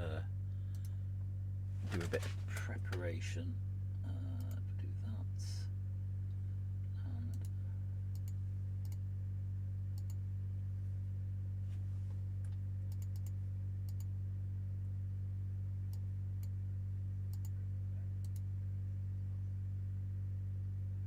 bear with me.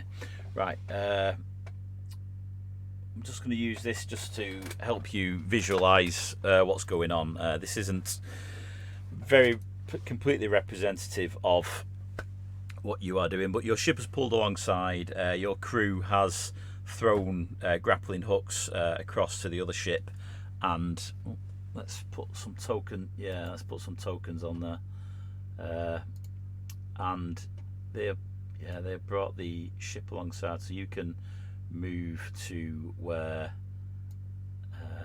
you wish to be. Yeah. So yes, the ship has been tied down.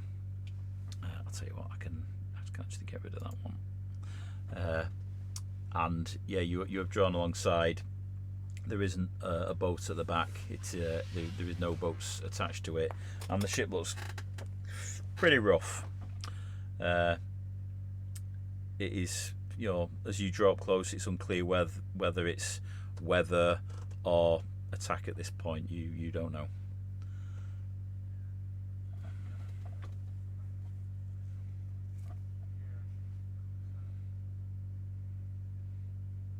Okay, so Hector heads straight to the captain's quarters, and are you there? You're searching the captain's quarters.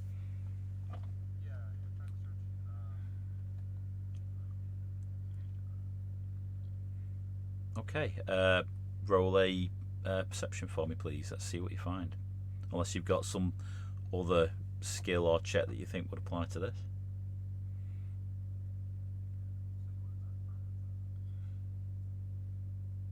I beg your pardon.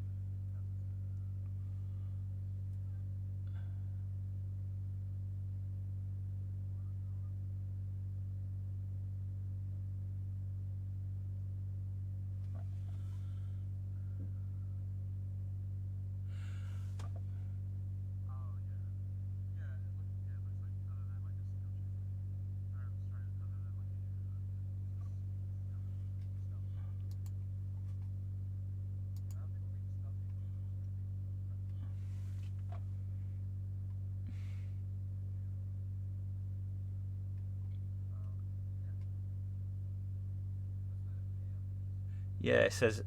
Yeah, and it says when you later use the aid action, you can roll performance instead of a normal skill check.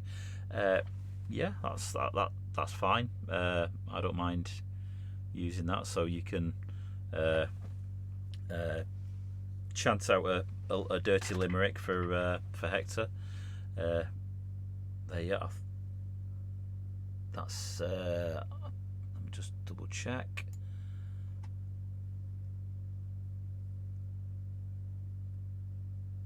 That isn't. Yeah. So that's a. Unfortunately, that is a +1. You just short of that being a crit. So yeah, you've Hector, you get a +1. Yeah.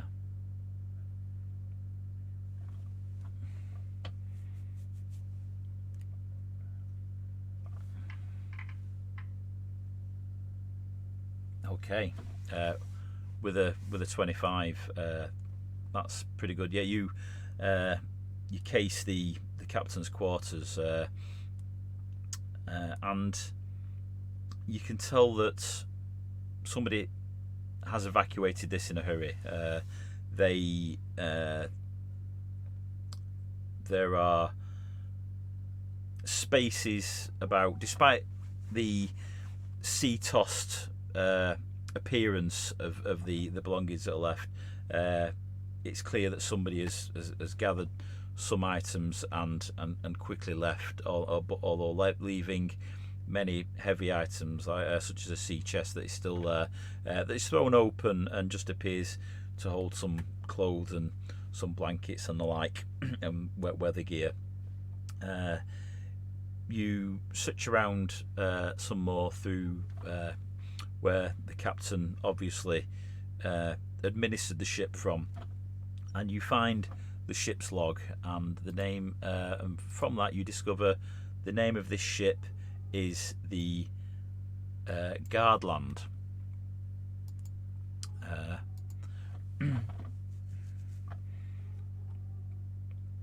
From bear with me. From the log, this ship is was originated from the port of Al Saad and was sailing to. Let me see, where was she sailing to? She was sailing to Valencia. She is about 5 days out of port. She has been making poor headway due to oncoming headwind, or sailing into headwinds, and the weather has been gradually worsening. As noted by the ship's log, the winds have been picking up. There've been rain squalls, and this is about this brings you up to the latest entry, which is very short, and it simply says for the date 2 days previously, ship sighted, and that is it, and that's where the log ends.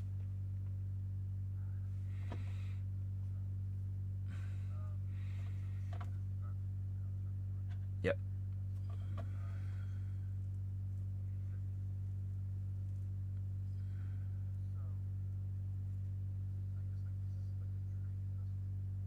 Yes, it is a small trading vessel. You can, from the ship's log, you can see it has taken on a fairly basic cargo of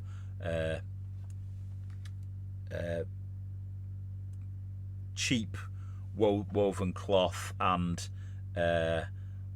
sacks of wool, which they evidently intended to trade elsewhere, plus a few other small things, some basic supply.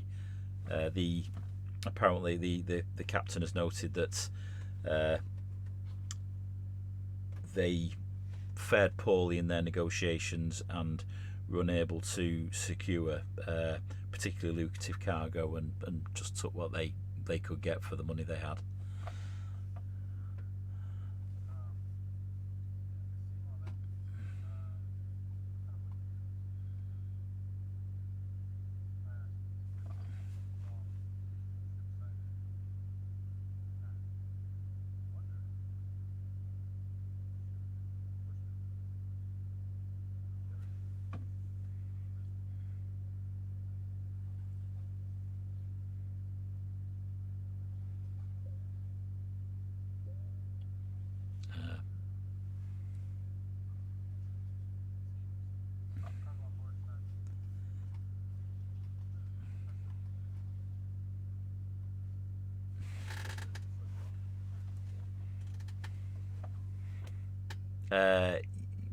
Yeah, pretty much. There's nothing else there. Unlike the previous vessel that appeared to be doing a courier run, there doesn't appear to be anything like that here. There are some charts and some books on sea navigation. It's all standard fare for what you'd expect. There's a little bit of light reading, sort of serial books that might be picked up just for the captain to while away the evenings on what is a fairly standard journey.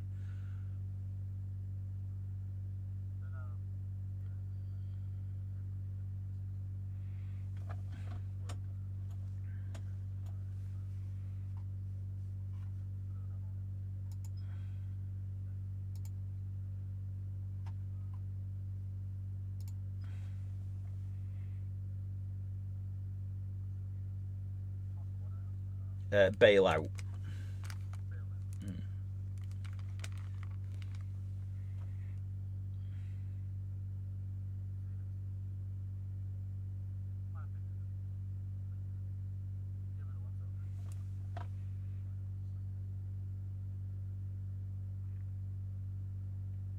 So yes, there is one ballista which has come a little bit loose of the deck and is actually hanging over the side of the hull, but it certainly appears to be salvageable.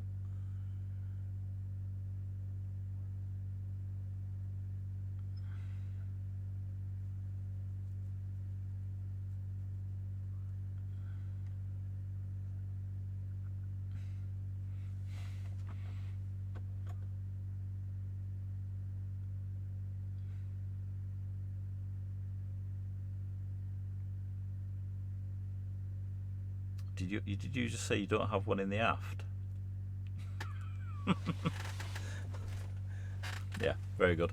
Yeah, and I'll clue you in, guys. Your ship does have capacity to take 2 more weapons of this type.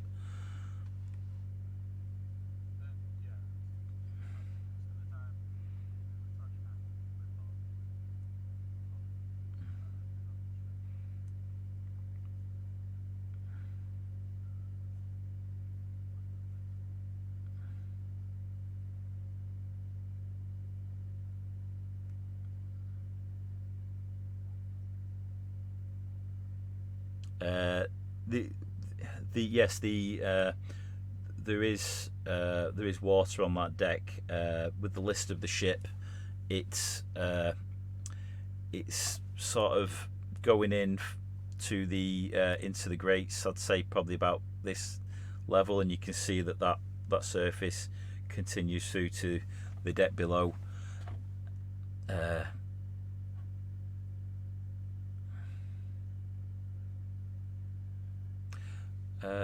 Roll a perception check for me.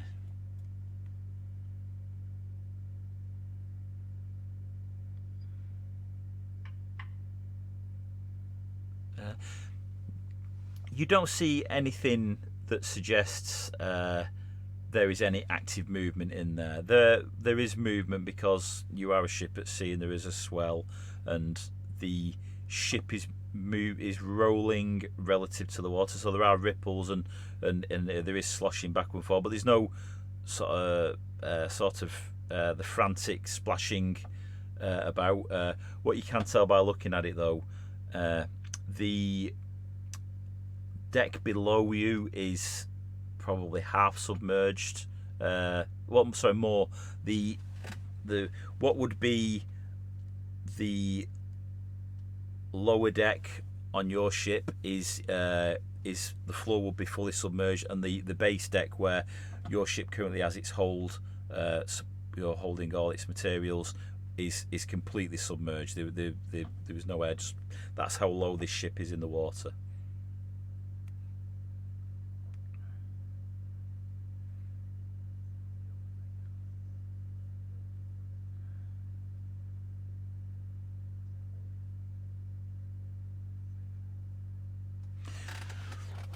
Well, the ship, as we mentioned earlier, from Hector's perception, the ship has actually lost a full mast. That's just gone. So all the sails forward of that front mast are absent, and the remaining mast, there are barely any strips of cloth left on it. If you wish, you can attempt to search the ship for for further materials such as that. There is the officer crew quarters. Well, on your ship there is the location of the officer crew quarters at the back. There is a space at the front where on your ship there is a series of hammocks that players could be stored, but those decks are partially awash.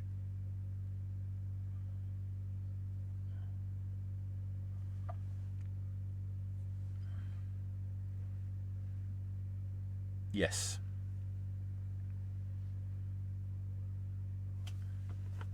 Yes.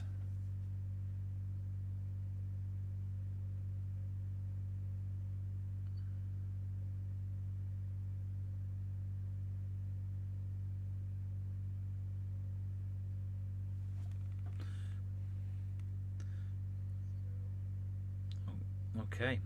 Well, as this is your idea, whether you lead the way, you walk down the stairs and into the water, and I'd say.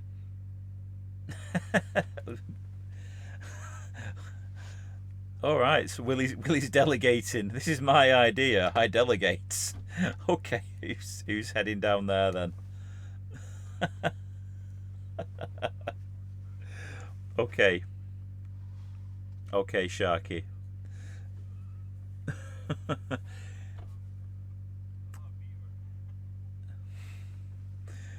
You you walk down the stairs, and you've got the choice. You could either go on the side closest to you, which is awash with water, or you could walk around and stick to the dry part of the deck. But at some point, getting to the doorway to go into what on your ship would be the officers' quarters, you're going to get your feet wet going in there. And the door isn't even locked. It's not even shut. It's actually partially open, and yes, you are able to walk in. Just roll me a quick perception check, please, Sharky.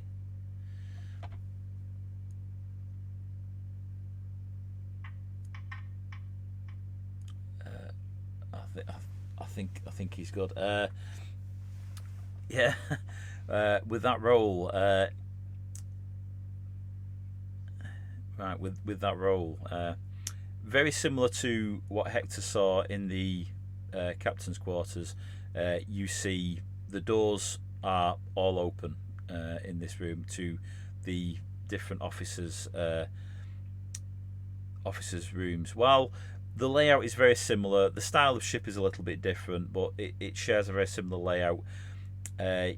You glance in, and your bedding is unmade. Everything is damp. The quarters on the port side of the ship the floor is awash, like the deck outside. There's things floating about. There are a couple of sea chests which are there for, obviously, for personal items. They have been thrown open, and while a few derisory items are left behind, like your nightwear and things like that, that the officers might wear when they are not on watch, or spare clothing, there is nothing of value that has been left. It is everything appears to have been cleared out. What you do see, though, as you look into what would be the shared mess area between the officers' quarters, is some damage that does not appear to be storm damage. While the windows are blown through, such as what could happen in a gale, the very telling clue is a arrow stuck in the wall with the shaft pointing back through the window. And as you follow the line of the arrow back past the flight to outside, you see a heavy ballista bolt snapped off that has driven into the post next to the window. From your perception, you gather that this ship clearly was attacked, and the crew, while they may have escaped the attack, sufficient damage was done that they chose to evacuate.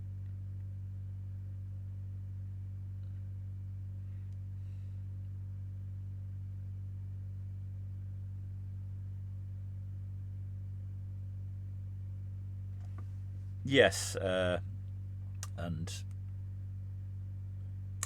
what I'll say, you can't tell whether the full crew evacuated.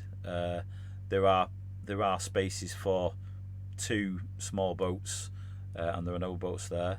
You can't tell whether everybody managed to evacuate in the boats, or whether the ship escaped with some casualties that were buried at sea. There's no way of being able to tell that from what's left. With the deck being awash, probably much of that evidence has already washed away between the weather and the sea.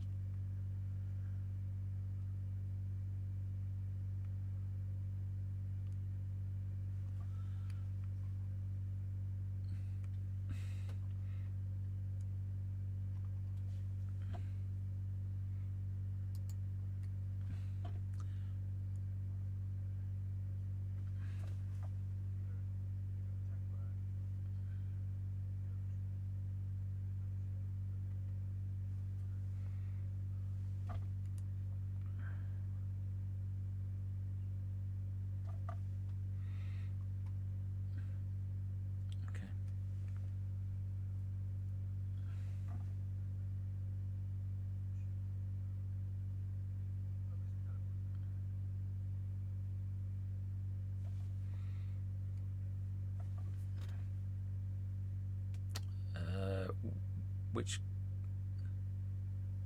of this ship. So I don't think we mentioned it. Bear with me. The captain in the ship's log. I would say the captain that you've captain's name came up as Cyran Quinrail.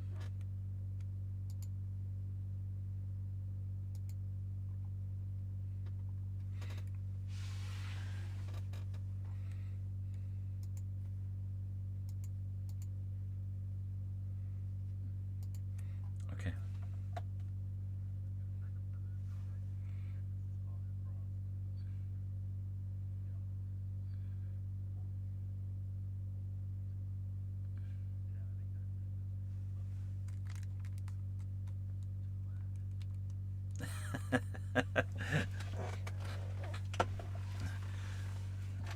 Yeah, and with that, Sal, who's been watching over with a couple of the crew ready on the top deck with crossbows in case anybody did poke their head above the parapet that shouldn't have been there, says, "Yeah, you heard the man. Get it moving. We've wasted enough time here." And the crew springs to action. They quickly gather, pull the ballista back onto the deck, remove the hanging piece of broken wood that it's still attached to, move it across the gangway, and get it stowed on the main deck below, ready to be installed at the back when when they're underway on one of the watches. And unless anybody's got anything else that they wish to do with that, the captain calls the order. Does anybody else want to do anything else?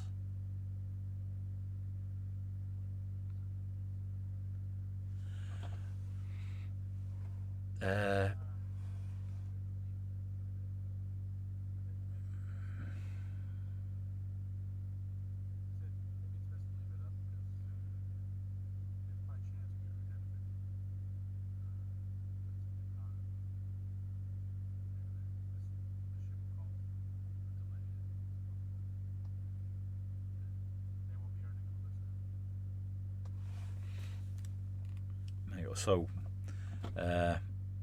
with that, the captain calls to cast her off, leave her to the deeps, and let's get underway. And with that, begin moving away again. And that is the end of the evening shift. We'll do one more watch. That brings us to the end of the day. That puts us, I believe, onto an NPC watch. So bear with me. So we'll go back to the party ship, which you still haven't named, so I'm calling it the party ship. I didn't think we had a consensus. I'll put a name on it if you tell me it. Right. It's the Good Fortune. Okay, I'll try and remember that going forward. Right, and there we go. So,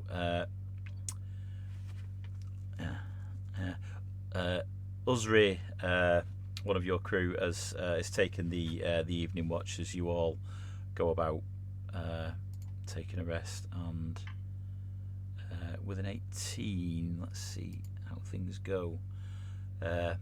As at the end of as you sail away, the mist shows no start of abating going into the night. Usri has taken the watch, and she barely makes out something in the water below the mist. She calls out to whoever happens to still be on deck. She doesn't appear to be overly excited about it. Does anybody respond to Usri's call?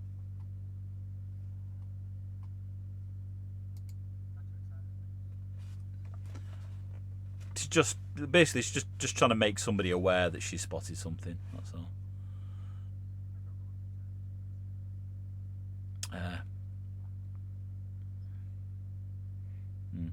And as we put it's something.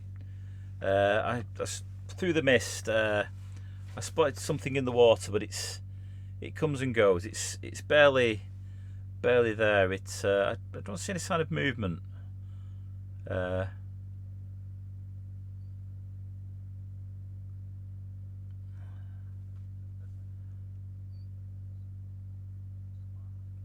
Go for it. Because she only just spotted this.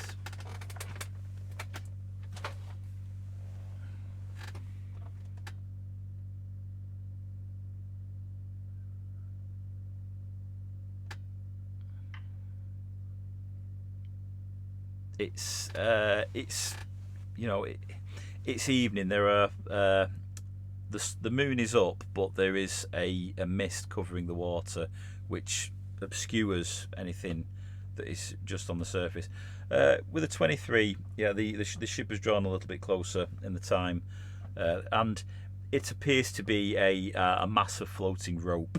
It is pretty innocuous. It could have been something like some sort of sea creature rather than thrashing, but no, it is just a rope that is sort of sinuously moving with the swell of the water, and just the mist gave it some a little bit of mystery to it. Are you interested in salvaging the rope, or are you just gonna move on? It probably wouldn't be difficult to hook it up as you sail past. It's fairly close to the hull, otherwise it wouldn't have been spotted.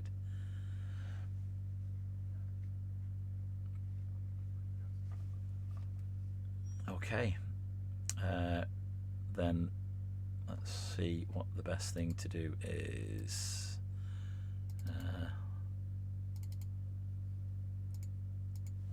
Roll me a. Yeah, I'd say as you pick up a hook from the rail of the ship, Hector, and you lee down to scoop it through the water. Roll me an acrobatics check just to see if you get your positioning right.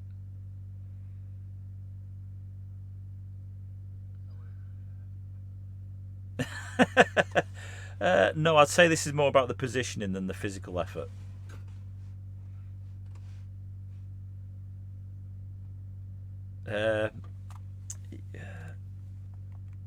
In the time,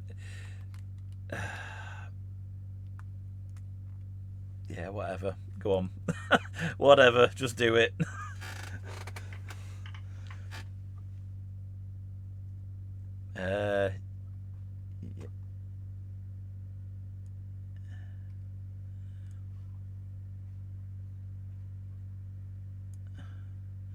Okay, that is a success. Yes, for a +1.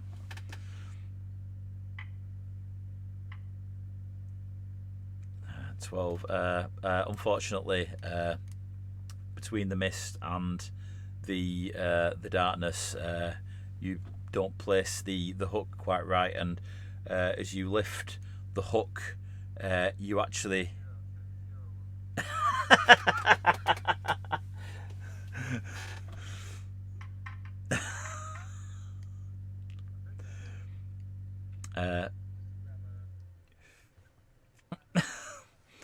Okay, I'll let you with a 16. Yes, you as you were lifting, you see the rope snaking over, and you've actually grabbed the loose end, and you sort of quickly dip in again and manage to pull up a coil and retrieve it, and you've retrieved 100 feet of rope.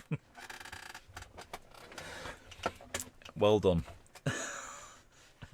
And with that is the evening watch. That brings the close of the day, and I think that's probably a good place to finish. What we will do, I'll just take you to the campaign map briefly.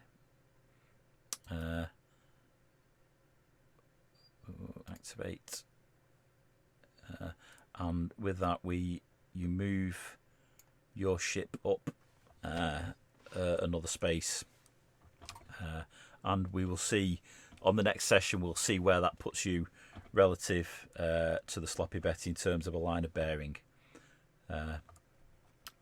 So yeah, well done. You've got off the island. You've acquired another weapon. The ship is now at about 3/4 its full strength, and you have supply enough to see out without having to worry about water, food, rations, and the like. And you also know that there is some aggressive naval action in the area, although you're not sure whether it's from allies of yours or the other side. So yeah, I think that will put this to bed. If you just bear with me, I will go and sign out the stream, and then we'll close out.